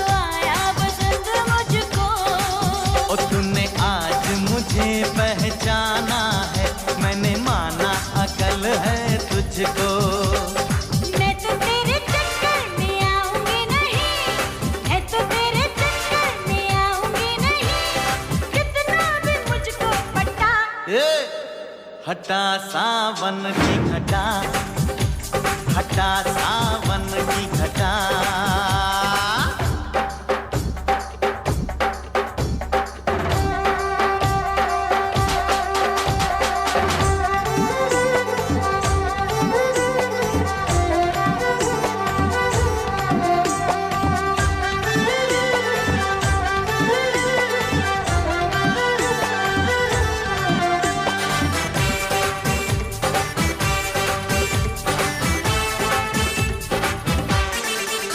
तेरे सपनों में जो आता है वही दिल पर हूँ मैं जाना।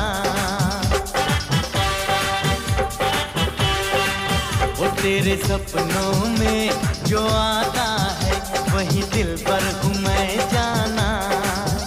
वो तो और कोई दूजा है, मेरा मजनू मेरा दीवाना।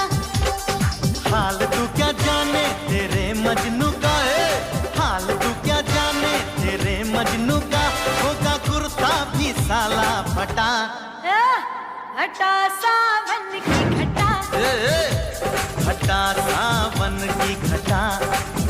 मेरे सपनों का वो राजा, मेरे दिल का वो राजकुमार, मैं तो उसकी दीवानी बनूंगी, इस पे आने लगा मुझको प्यार, करती हूँ उसका मैं अब इंतजार, ये तो है तुझको पता।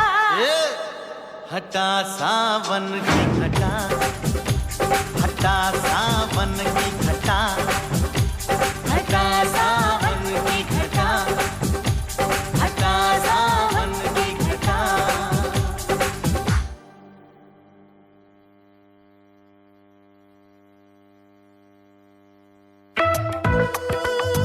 Every Sunday from 10, listen to The Hindi Show, 98.5 FM, Radio 2000.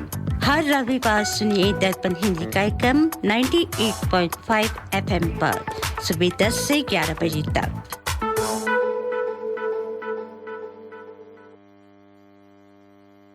करी मास्टर ने कंप्लीट करी मिक्स बनाया, फिर उसको घर घर में देखो पहुंचाया। घंटों की कुकिंग को मिनटों में कर दिखाया। वाह वाह वाह बढ़िया खाना बन के आया। करी मास्टर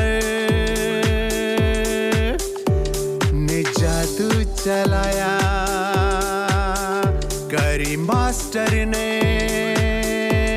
कंप्लीट करी मिक्स बनाया। Curry Masters Complete Curry Mix available at all leading spice shops.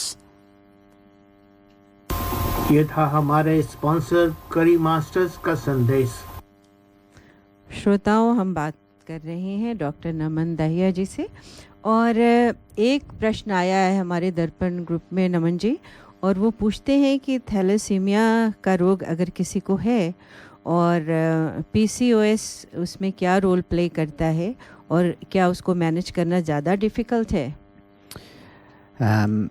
Managing PCOS with someone with thalassemia is not too different from managing PCOS, and I think you have to try to manage both of the conditions at the same time. Mm-hmm.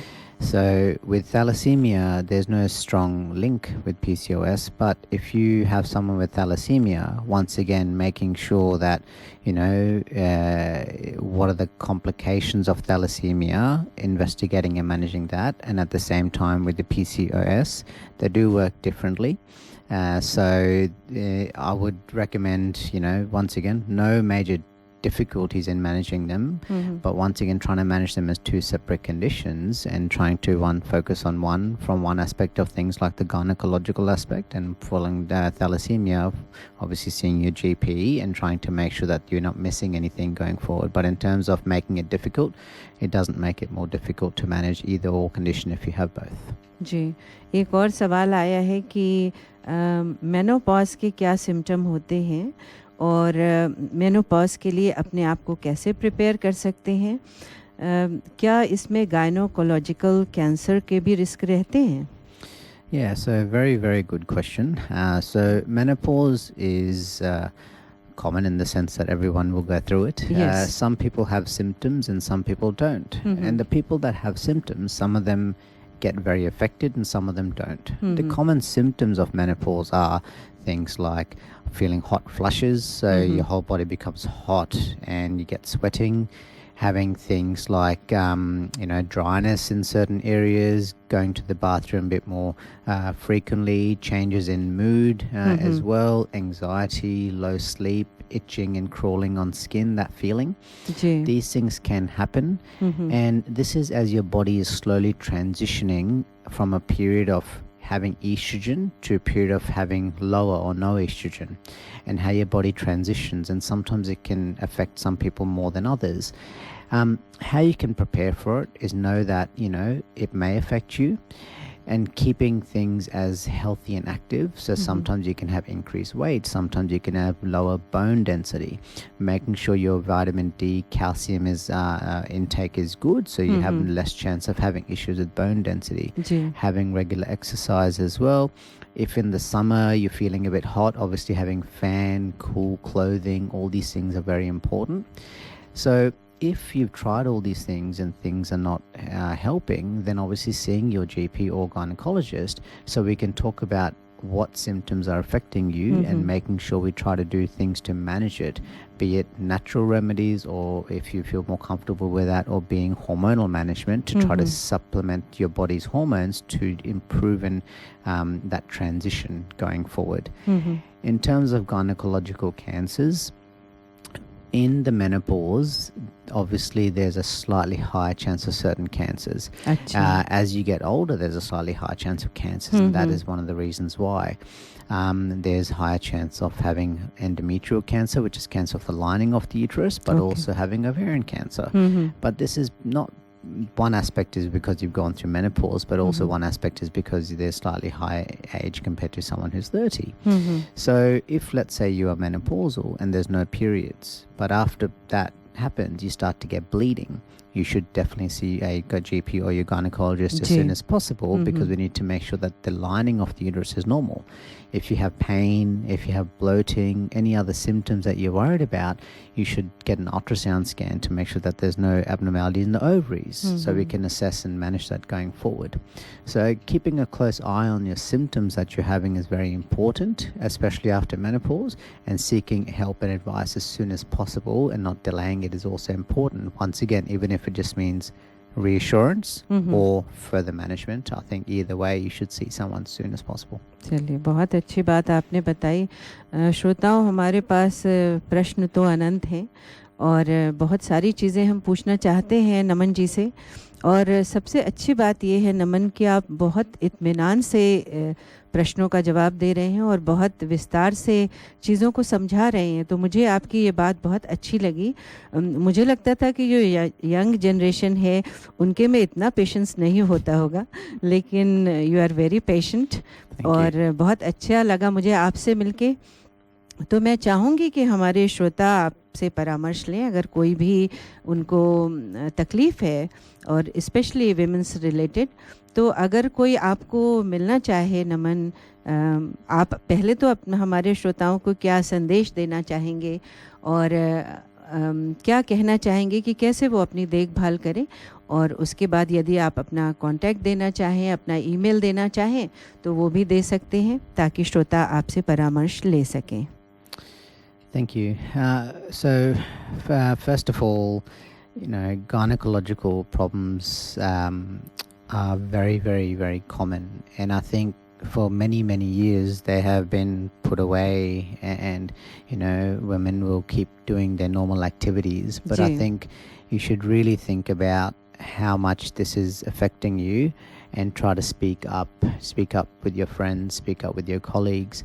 And if you do think that there's something wrong or something can be improved, you know your body the best. And I think you should definitely seek some advice regarding it, be it pain, be it heavy bleeding, be it that, you just want some advice on something. And I think having that reassurance is very important. So listen to your body.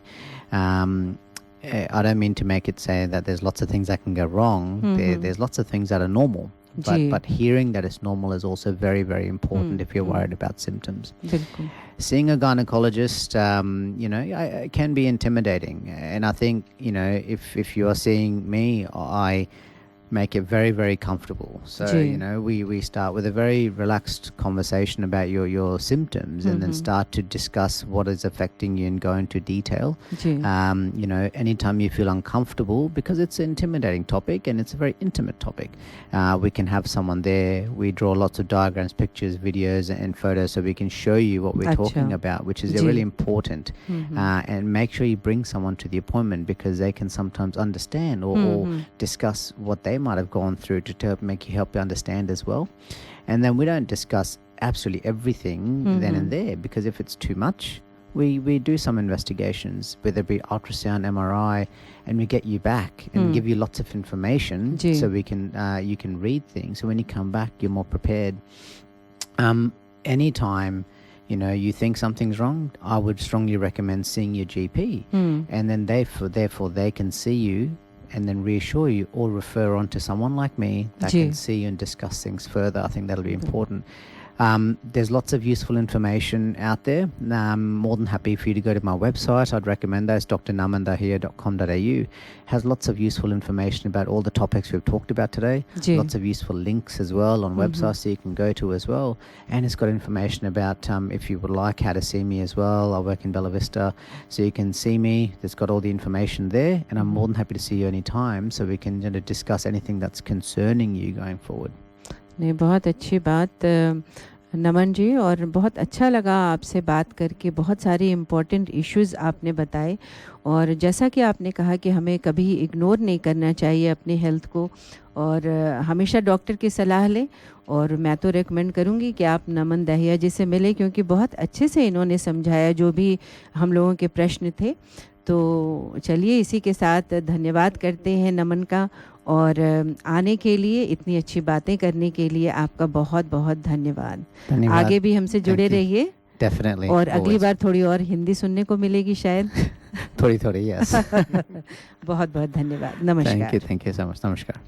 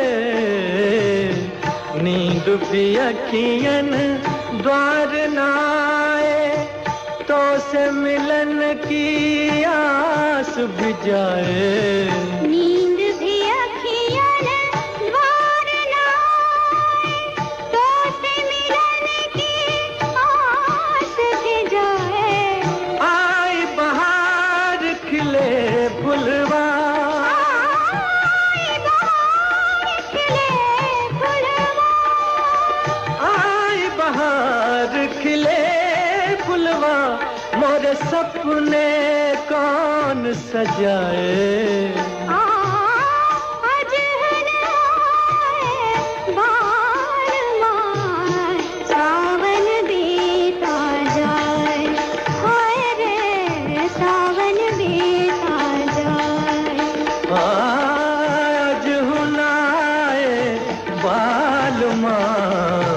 सावन बीता जाए, हाय रे सावन बीता जाए।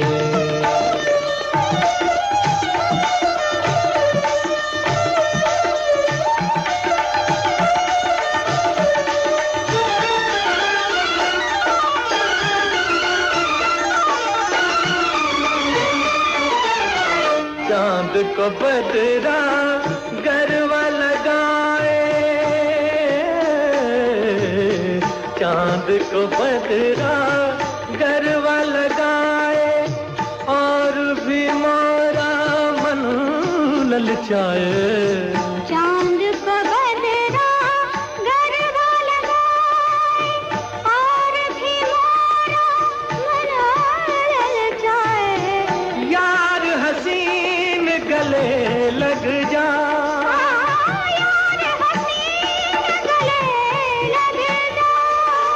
यार हसीन गले लग जा, मोरी उम्र गुजरती जाए।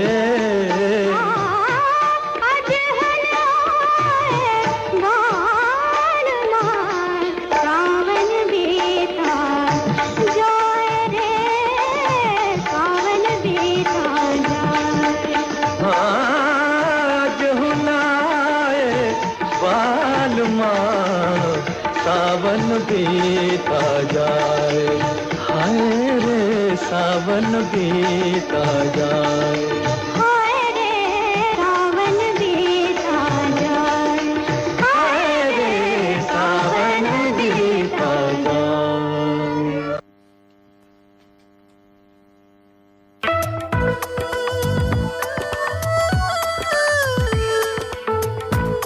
You can listen to community announcements and sponsorships on our website, dapanradio.org.au. आप हमारी सामाजिक सूचनाएं और स्पॉन्सर्स के संदेश हमारे वेबसाइट dapanradio.org.au पर देख सकते हैं।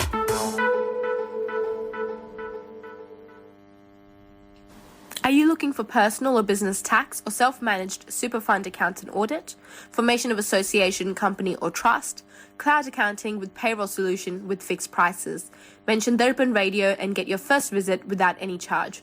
Please contact Forbes Accounting on 8095-9405, that's 8095-9405, or visit our website www.fabc.com.au. Our address is Suite 1, 168 Burwood Road, Burwood. Forbes Accounting and Business Consultants are proud sponsors of Darpan Radio. श्रोताओं, अब कार्यक्रम आता है कि अपने अगले अतिथियों से आपको मिलाएं। पहले आपको थोड़ी सी भूमिका बता दें कि सिडनी में एक फ़िल्म बनी है जिसका नाम है द ब्लैक एसेंस। ये फ़िल्म सिडनी की ओन प्रोडक्शन है और सिडनी में ही बनी है। तो इस विषय पर चर्चा करने के लिए, इसके निर्माण और निर्देशन के विषय पर चर्चा करने के लिए पूरी टीम यहाँ पे पधारी है। तो ये हमारा सौभाग्य है। तो समय ज़्यादा नहीं है, लेकिन सबसे पहले आपको टीम से मिलाते हैं और उन्हीं के मुख से सुनते हैं उनका परिचय। तो सभी टीम को ब्लैक एसेंस की टीम को दर्पण स्टूडियो में हम बहुत बहुत नमस्कार, अभिवादन करते हैं और आप सभी का स्वागत करते हैं। तो चलिए शुरुआत करते हैं सबसे पहले निर्देशक जी से। तो आप अपने बारे में बताइए, अपना नाम बताइए और परिचय दीजिए। First of all thank you for inviting us. आपको माइक पास करना पड़ेगा थोड़ा जी। तो मेरा नाम साहिल है, जी। मैंने ये फिल्म बनाई है, मैं प्रोड्यूस भी किया है, डायरेक्ट भी किया है और I wrote the story of this film जी। तो साहिल जी, ये फिल्म सबसे पहले मुझे इसका नाम बहुत इंटरेस्टिंग लगा कि द ब्लैक एसेंस। आपको बिल्कुल सेंटर में बोलना होगा, तो माइक आप अपने पास कर लीजिए। हाँ, बेटर है। ओके। हाँ। तो ब्लैक एसेंस नाम क्यों? ये एक सूफी, जैसे इंडिया में जैसे अलग अलग चक्रा होते हैं, जैसे सूफी में एसेंस रहते हैं। अच्छा। ब्लैक एसेंस, ग्रीन एसेंस रहेगा कंपैशन के लिए, जी, वाइट जी, रहेगा विल के जी। लिए। तो black is for the hatred. So when you digest your hatred, when you go through your hatred, जी। Then you will get the dynamic stillness, वाह। The you meet the life, the stillness of the life. जी। तो ये story थोड़ा सा मतलब I want to define hatred in the story. जी। तो एक पोइट्री मैंने पढ़ा था बहुत टाइम पहले, मैं पोइट्री भी करता हूँ। तो मतलब पोइट्री में ये था कि if you want to see the darkness, जी। Don't take light with you. अच्छा। है ना? तो टू सी ये द फिलॉसफी है डार्कनेस, ये movie फिलोसॉफी के। है। हाँ। जी, जी। तो to see the darkness, see in the darkness, and then hmm. Darkness will start glowing जी। And showing the different shade of the human emotion. तो ये फिलोसॉफी है, इसकी वजह से ये नाम है और ये फिल्म मैंने बनाई है। और आपने ही लिखा है इस फिल्म को? हाँ, मैंने ही लिखा है इस फिल्म को। अच्छा, तो आपका क्या भारत से ही बैकग्राउंड था निर्देशन का या बाद नहीं, में? निर्देशन तो मैं यहाँ पे आके मतलब खुद ही तो सीख लिया। कैसे इंटरेस्ट हुआ आपका फिल्मों में, फिल्म बनाने का या फिल्म में आने का? ये एक मिड लाइफ क्राइसिस था शायद। अच्छा। कि भारत में आप कहाँ से हैं? मैं गुजरात से हूँ। अच्छा, तो वही कोई था। बुक पढ़ी होगी या कुछ आपने सोचा होगा कि चलो एक फिल्म बनाते हैं? तो हाँ, हर एक चीज़ करने की, कोई भी आप काम शुरू करते हैं तो उसके पीछे एक वजह होती है। तो वो क्या टर्निंग पॉइंट था कि आपको लगा फिल्म बनानी चाहिए? मैं एक लेवल के बाद मैंने सोचा कि मेरे क्या क्या मतलब व्हाट आर माय अच्छा, लिस्ट में था आपके? पेंडिंग बकेट लिस्ट में था, जी। तो उसमें था फिल्म मेकिंग। अच्छा। Then I bought a camera, अच्छा। I did photography, I understand the framing वगैरह। मतलब जी, जी। 1-2 साल तो वही किया सब। जी। और बहुत सारी मतलब बुक्स पढ़ी, पॉडकास्ट सुने, हम्म। स्टूडियो बाइंडर करके, मतलब कुछ अच्छे यूट्यूब पे बहुत ही अच्छे मतलब कोर्सेज है जो फिल्म अच्छा। मेकिंग के लिए है। जी, जी। उसको पढ़ा, फिल्म क्रिटिक्स कैसे करते हैं, फिल्म को स्टडी कैसे, बहुत सारा मटेरियल है। जी। तो वो सब मैंने पढ़ा, कुछ नोट्स बनाए कि इसको अगर मैं करूँगा तो ऐसे करूँगा। जी। उसके बाद जब पहली फिल्म बनाई तो उसमें मैंने सब कुछ खुद किया। अच्छा। मतलब लाइट, माइक, कैमरा, एडिटिंग, मतलब सब कुछ खुद किया, because I wanted to understand the film making process. हाँ, तो कह सकते हैं कि सेल्फ लर्निंग प्रोसेस रहा। सेल्फ लर्निंग प्रोसेस रहा। जी, जी। मतलब बहुत लोगों ने सिखाया, बहुत लोगों को फोन कर करके मैं लेकिन पागल कर दिया जी, मैंने, जी। लेकिन सीखा है सही। चलिए, बहुत अच्छी बात। अब हम क्रू के कुछ नेम्स हैं हमारे पास। तो दूसरा नाम आता है मनमोहन माकर जी का। तो वो अभी थोड़ा पार्किंग ढूंढ रहे हैं। अच्छा, वो पार्किंग ढूंढ रहे हैं। चलिए, उनका वेट करते हैं। सुमित वर्मा। तो अब हम बातें करेंगे सुमित वर्मा जी से। सुमित, आप अपने बारे में बताइए, भारत में कहाँ से हैं? आपको और पास आना पड़ेगा। तो भारत में आप कहाँ से हैं और कैसे इस फिल्म से जुड़ना हुआ आपका? तो मैं एक्चुअली भारत में दिल्ली से हूँ जी। और मुझे ऑस्ट्रेलिया में करीब 22 साल हो गए हैं। मैंने हेल्थ और साइकोलॉजी की फील्ड में काम किया है, मेंटल अच्छा। हेल्थ, यही मेरा एरिया रहा है। कभी सोचा नहीं था मैंने अपनी लाइफ में कि मैं मूवी करूँगा, ऑल्दो क्रिएटिविटी से मेरा काफ़ी लगाव है। जी। सो साहिल जी मेरे मित्र हैं, इन्होंने मुझे इसकी स्टोरी, जब मैंने इसकी स्क्रिप्ट पढ़ी तो मुझे बहुत अच्छी लगी। वो स्क्रिप्ट जो थी बहुत गहरी थी और काफ़ी फिलोसफिकल थी। तो क्या ये डार्क फिल्म के अंतर्गत आती है या क्या? I mean, इसको अलग अलग तरह से लोग अलग अलग तरह से देखते हैं। मेरा जो देखने का मायना है कि बहुत सारे एस्पेक्ट लाइफ के ऐसे हैं जो मेंटल इलनेस एक ऐसा एस्पेक्ट है, स्पेशली इंडियन कम्युनिटी के अंदर की अभी भी बहुत सारा स्टिग्मा अटैच है। लोग इसको ओपनली नहीं कहते हैं, बात नहीं करना चाहते बात हैं। नहीं करना चाहते हैं। जी। और कमिंग एज ए माइग्रेंट हम बहुत सारे स्ट्रेसेस को फेस करते हैं लाइफ के अंदर। Caring is one of loved one की केयरिंग करना, एक सोसाइटी हमसे एक्सपेक्ट करती है कि हम लव्ड वन की केयरिंग करें, बट कहीं ना कहीं वो टोल भी लेती है पेरेंट्स के ऊपर या केयर गिवर्स के ऊपर। तो मेरे लिए ये था कि ये एक हिडन सा मैसेज था कि कैसे ये टोल ले सकती है। तो इसमें मैंने एक साइकोलॉजिस्ट का रोल किया है। अच्छा। और it's very interesting role because मैं साइकोलॉजिस्ट हूँ और आई एक थिंक घर ये में रोल आपको सूट करता है क्योंकि मुझे तो नजर आता है। आई थिंक साहिल ने भी यही कहा था शायद, अच्छा। इसीलिए मुझे इन्होंने कहा कि और मैंने जब वो रोल किया तो मुझे ऐसा लगा नहीं कि मैंने रोल किया। आई डोंट नो कि एक्टिंग कैसे आएगी, मैंने मूवी देखी नहीं है, लेकिन मैंने उसको वाकई में एंजॉय किया। मुझे ऐसा लगा कि एक कैरेक्टर मैं था उसके अंदर, और ये फैमिली है, एक घर है और सब कुछ है, और मैं सब कुछ देख सकता हूँ कि क्या हो रहा है वो घर के अंदर, but I can't change it. My loyalty is to my patient, so it was very interesting. बिल्कुल, बहुत अच्छी बात। तो चलिए अब आपसे बात करते हैं, आप अपना नाम बताइए। हाँ जी, मेरा नाम अभिनय मेहता है। मैं इस फिल्म में असिस्टेंट डायरेक्टर की भूमिका जी। तो आप अपनी जर्नी और परिचय दीजिए। हाँ जी, मेरा भारत में कहाँ से? मैं गुजरात से हूँ जी। और पहली बार मैं साहिल सर से मिला, तब उन्होंने मुझे the first script reading we did together. पहले तो कहानी सुनी, अच्छा, और the way he wanted to show the film, वो मुझे बहुत अच्छी तरह से पता चल गया था कि वो कैसे बनाना चाहते और क्या दिखाना चाहते इस फिल्म में। तो तब से मैं उनके साथ जुड़ गया हूँ। तो आपका कोई प्रीवियस एक्सपीरियंस था इस क्षेत्र में? मैं एक्चुअली ड्रामा में हूँ। अच्छा। तो मैंने 100 से ज्यादा स्क्रिप्ट लिखी है। अच्छा, स्क्रिप्ट लिखे हैं आप? अरे वाह।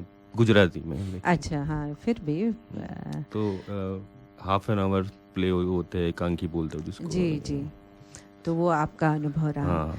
चलिए, अब बहुत अच्छा लगा आपसे मिलके। अब बात करते हैं मानित जी से, और मानित जी से ये पूछना चाहेंगे, पहले तो आप अपना परिचय दीजिए मानित जी, कि कैसे इस फिल्म से जुड़ना हुआ, आप कहाँ, भारत में कहाँ से हैं? जी ऋचा जी, तो भारत में हम सीता मैया के जन्मस्थल बिहार से आते हैं। क्या बात, और इसको कहते हैं इंट्रोडक्शन।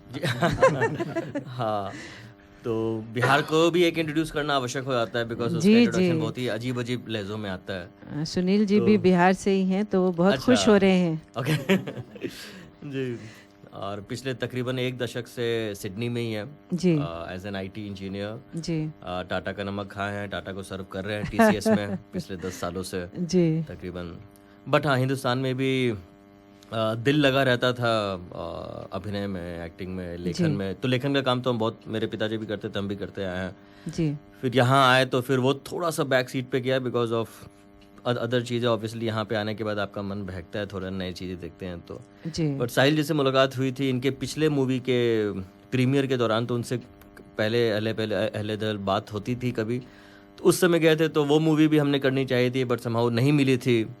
फिर ये मूवी जब इन्होंने बनाना चाहा तो फिर इनसे फिर कांटेक्ट किया। फिर इसमें तो आपका क्या रोल है इस फिल्म में? तो इस मूवी में मेरा एक राइटर का रोल है। अच्छा जी हाँ, तो मूवी के राइटर तो साहिल जी है, बट मूवी में एक राइटर का रोल हम प्ले कर रहे हैं जी। तो अभिनय कर रहे हैं आप? जी हाँ, तो उसमें अब अभिनय हमारा रहेगा एक लेखक का। तो और उस लेखक का काम है मूवी को एंकर करना एज एन नरेशन, बिकॉज एक जो बाप बेटी की कहानी है उसके ऊपर हम एक नॉवेल लिखना चाह रहे हैं। अच्छा। और उसके थ्रू ये पूरी कहानी बताई जा रही है ताकि हम वो नॉवेल कैसे लिख सके जी। तो एक तरह से हाँ, एक एंकर का काम है, रोल छोटा है, लेकिन मूवी को आगे बढ़ाने में काफ़ी कारगर रोल है। और शुक्रिया साहिल जी का, इम्पोर्टेंट भूमिका जी हाँ, बहुत अच्छी बात। और साहिल जी के पास फिर लौटते हैं, और साहिल जी ये पूछना चाहूँगी कि क्या इस मूवी का निर्माण और निर्देशन बहुत डिफ़िकल्ट था, बहुत मुश्किलें आई आपके सामने? हाँ, काफ़ी मुश्किलें आई, जैसे कि हर एक चीज़ में पूरा टीम जो पहले जो टीम को हमने लिया है, तो पूरा टीम चेंज हो गया जी, क्योंकि क्रिसमस छुट्टियां थी तो हर एक को कुछ ना कुछ लास्ट मोमेंट में आ गया जी। लोकेशन में काफ़ी प्रॉब्लम हुआ कि लोकेशन मुझे जो मैंने सिलेक्ट किया था वो मैं कर नहीं पाया। अच्छा। तो जैसे फिल्म आप बनाते हो तो नॉर्मली वाइट बैकग्राउंड वाली वॉल नहीं चाहिए। अच्छा। आपको वॉल चाहिए कलर्ड बैकग्राउंड, नहीं तो लाइट रिफ्लेक्ट करेगा, वो कुछ टेक्निकलिटी है। अच्छा। तो मुझे मिला नहीं, मुझे वाइट बैकग्राउंड वाला ही वॉल मिला। अच्छा। हाँ, फिर हमने लाइट को ऐसे इस तरह से रखा कि वी मैनेज्ड इट। बहुत अच्छी। तो इस तरह के बहुत टेक्निकल डिफिकल्टीज आई, क्रू के साथ डिफिकल्टी आई जी। तो सारे कलाकार जो है वो सिडनी के ही हैं? हाँ, सभी कलाकार हाँ, लोकल। तो ये मुझे बहुत अच्छी बात लगी कि पूरा आपका क्रू, चाहे वो फिल्म निर्माण हो, निर्देशन हो या आपके कलाकार, वो सभी सिडनी से आपने लिए। हाँ, ये तो अब फिल्म के बारे में बताइए कि अगर हम देखना चाहें तो कब देखें और कहाँ देखें? तो अभी तो हम फिल्म का प्रीमियर कर रहे हैं, which is on 27th of जुलाई जी। हमने एक थिएटर किया है रोजविल सिनेमा, जो पुराना जो नॉस्टैल्जिक अच्छा, टाइप का सिंगल अरे वाह, स्टैंड अलोन थिएटर है जी। और उसी में हम लोग प्रीमियर कर रहे हैं। तो सब फ्रेंड्स, फैमिली, एक्टर्स की फैमिली और कुछ टिकटें हम लोग सेल भी कर रहे हैं जी। तो वहाँ पे प्रीमियर होगा। उसके बाद कुछ OTT से हमारा बात चल रहा है, तो किसी एक OTT पे आ जाएगा फिल्म। अच्छा, नहीं बहुत अच्छी बात है। और हम चाहेंगे श्रोतागण भारी संख्या में पहुँचे प्रीमियर के दिन, तो कैसे टिकट वो प्राप्त कर सकते हैं? तो हम लोग प्रीमियर टिकट करके एक टिकटिंग वेबसाइट है जो टिकट बेचते हैं, वहाँ पे ये फिल्म को रखा है और लोग वहाँ से खरीद सकते हैं। सीनियर सिटीजन के लिए हमने डिस्काउंट रखा है, तो अगर आप सीनियर कोड यूज़ करोगे तो आपको टिकट $5 में मिलेगा। अच्छा। और नॉर्मली $15 और कितनी लंबी है ये फिल्म? 1 घंटा 10 मिनट 15 मिनट की, मतलब सवा घंटे की। हाँ, सवा घंटे की फिल्म है। बहुत अच्छी बात है। तो और क्या कहना चाहेंगे आप? तो फिल्म का जो पूरा सार है उसका ये है कि एक ह्यूमन इमोशंस कैसे काम करते हैं जी, और साइकोलॉजी कैसे काम करती है जी, और डेथ क्या अपने साथ क्या मैसेज छोड़ के जाता है। हाँ, काफ़ी स्ट्रॉन्ग सब्जेक्ट लग रहा है मुझे, क्योंकि आपके फिल्म में साइकोलॉजिस्ट हैं, राइटर हैं, तो मुझे तो काफ़ी सीरियस ये सब्जेक्ट लगता है। जी मानिक जी, एक बात और बोलना था। नॉर्मली जब हम लोग डार्क और साइकोलॉजिकल सुनते हैं तो एक थर्ड वर्ड सामने आता है थ्रिलर जी। लेकिन इस थोड़ा भय भी लगता है। भय तो डेफिनेटली लगता है जी। जैसे लोग बोलते हैं ना, it's a dark psychological thriller जी। लेकिन इस मूवी में thrills definitely you will find in different frames, but यहाँ पे जैसा साहिल जी ने बोला, emotion is the main context in the movie. और इसका एक बड़ा खूबसूरत डायलॉग है जो मुझे बहुत पसंद आता है, क्योंकि जैसे हेट्रेड जो बोला ब्लैक एसेंस का मतलब होता है, यहाँ पे हम लोगों ने ट्राई किया डेथ को कैसे डिफाइन किया जाए इस मूवी के थ्रू। तो बड़ा प्यारा सा डायलॉग है कि व्हाट इज डेथ। अच्छा। इट्स एन इवेंट और एंड ऑफ एन इवेंट। तो डेथ क्या होता है, क्या वो एक हादसा है, एक कोई एक्टिविटी है, इवेंट है, या फिर उसका अंत है, चाहे वो जिंदगी हो या बहुत ही डिफरेंट अप्रोच और डिफरेंट एंगल है इस मूवी का। जी हाँ। और तो इंग्लिश देखना पड़ेगा पिक्चर ये जो है। तो इंग्लिश में है ये मूवी? नहीं, हिंदी में है ये। तो श्रोता जो आएंगे दर्शक देखने के लिए, वो क्या अपने साथ लेके जाएंगे? तो ये ये जो मनीत ने बोला कि what is death, is an event और एंड ऑफ एन इवेंट, तो हमने ओपन एंडेड रखा है। It's an open question. अच्छा। The question is basically what is the point of human existence जी। तो उसी क्वेश्चन को एड्रेस किया है हमने। हेट्रेड इज अ मीडियम, क्योंकि बहुत सारे इमोशन ऐसे हैं जिसको हम टच नहीं करते जी। Love and everything is so overrated, लेकिन जो हमारी डार्क इमोशन है, और पूरे वर्ल्ड में जो वॉर ये सब हो रहा है, because we suppress the hatred, we don't see our dark side, right? Definitely yes. तो उसकी वजह से हमने क्या किया है कि इसको ओपन एंडेड रखा है। मतलब कोई एंड नहीं, it's a question rather than. और सीक्वल भी बन सकता है।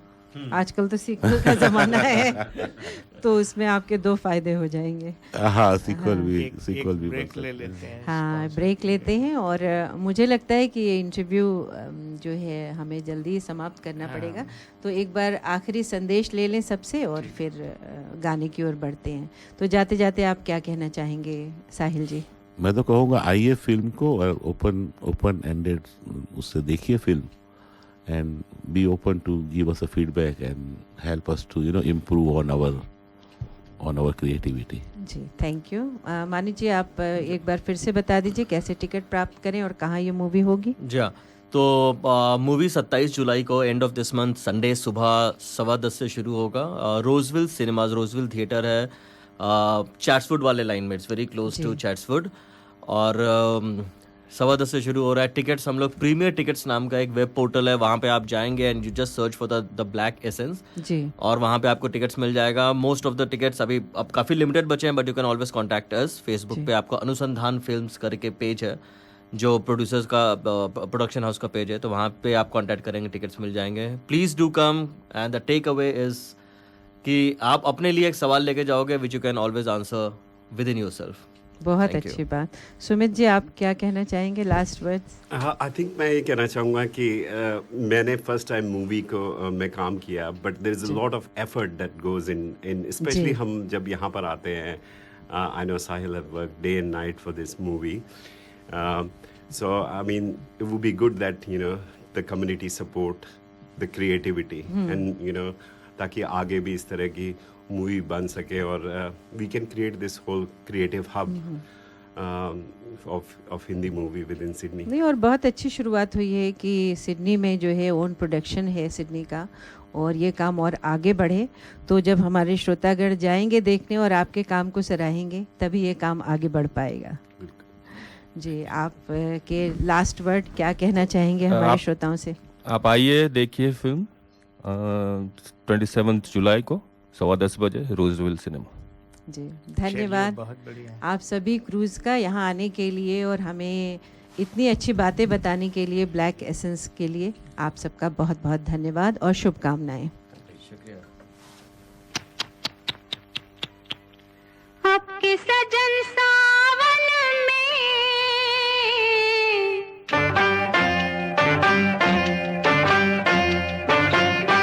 आपके सजन सावन में आग लगेगी बदन में, घटा बरसेगी मगर तरसेगी नजर, मिल न सकेंगे दो मन एक ही आंगन में। आपके सजन सावन में आग लगेगी बदन में, घटा बरसेगी मगर तरसेगी नजर, मिल न सकेंगे दो मन एक ही आंगन में। आपके सजन सावन में,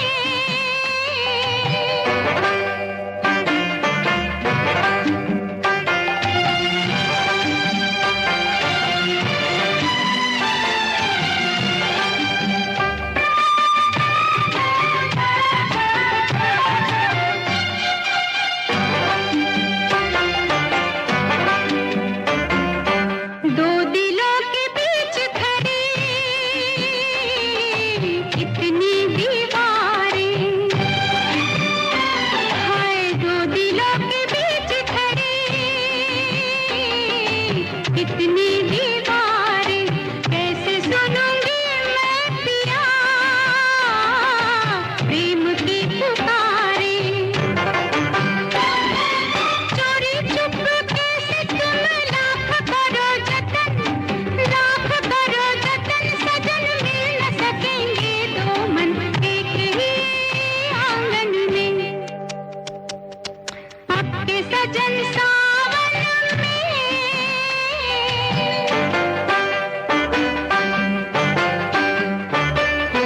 ला ला ला ला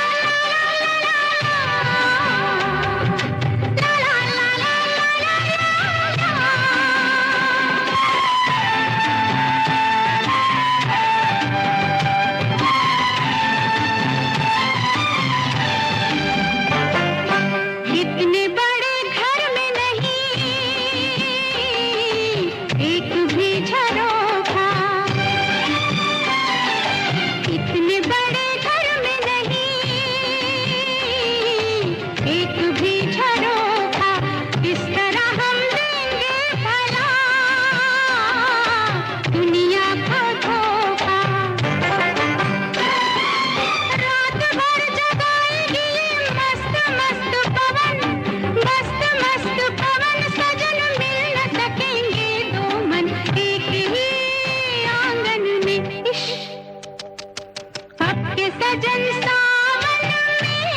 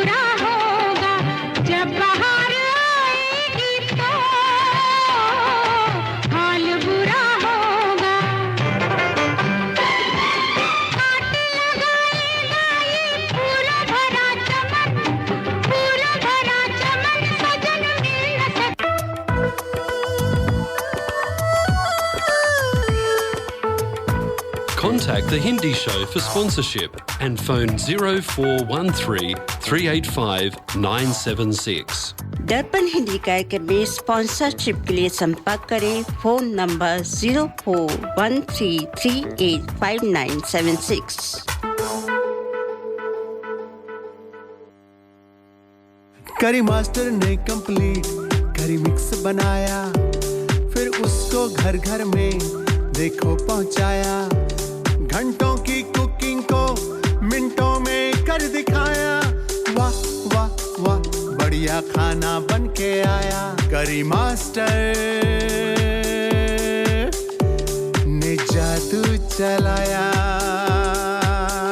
करी मास्टर ने कंप्लीट करी मिक्स बनाया।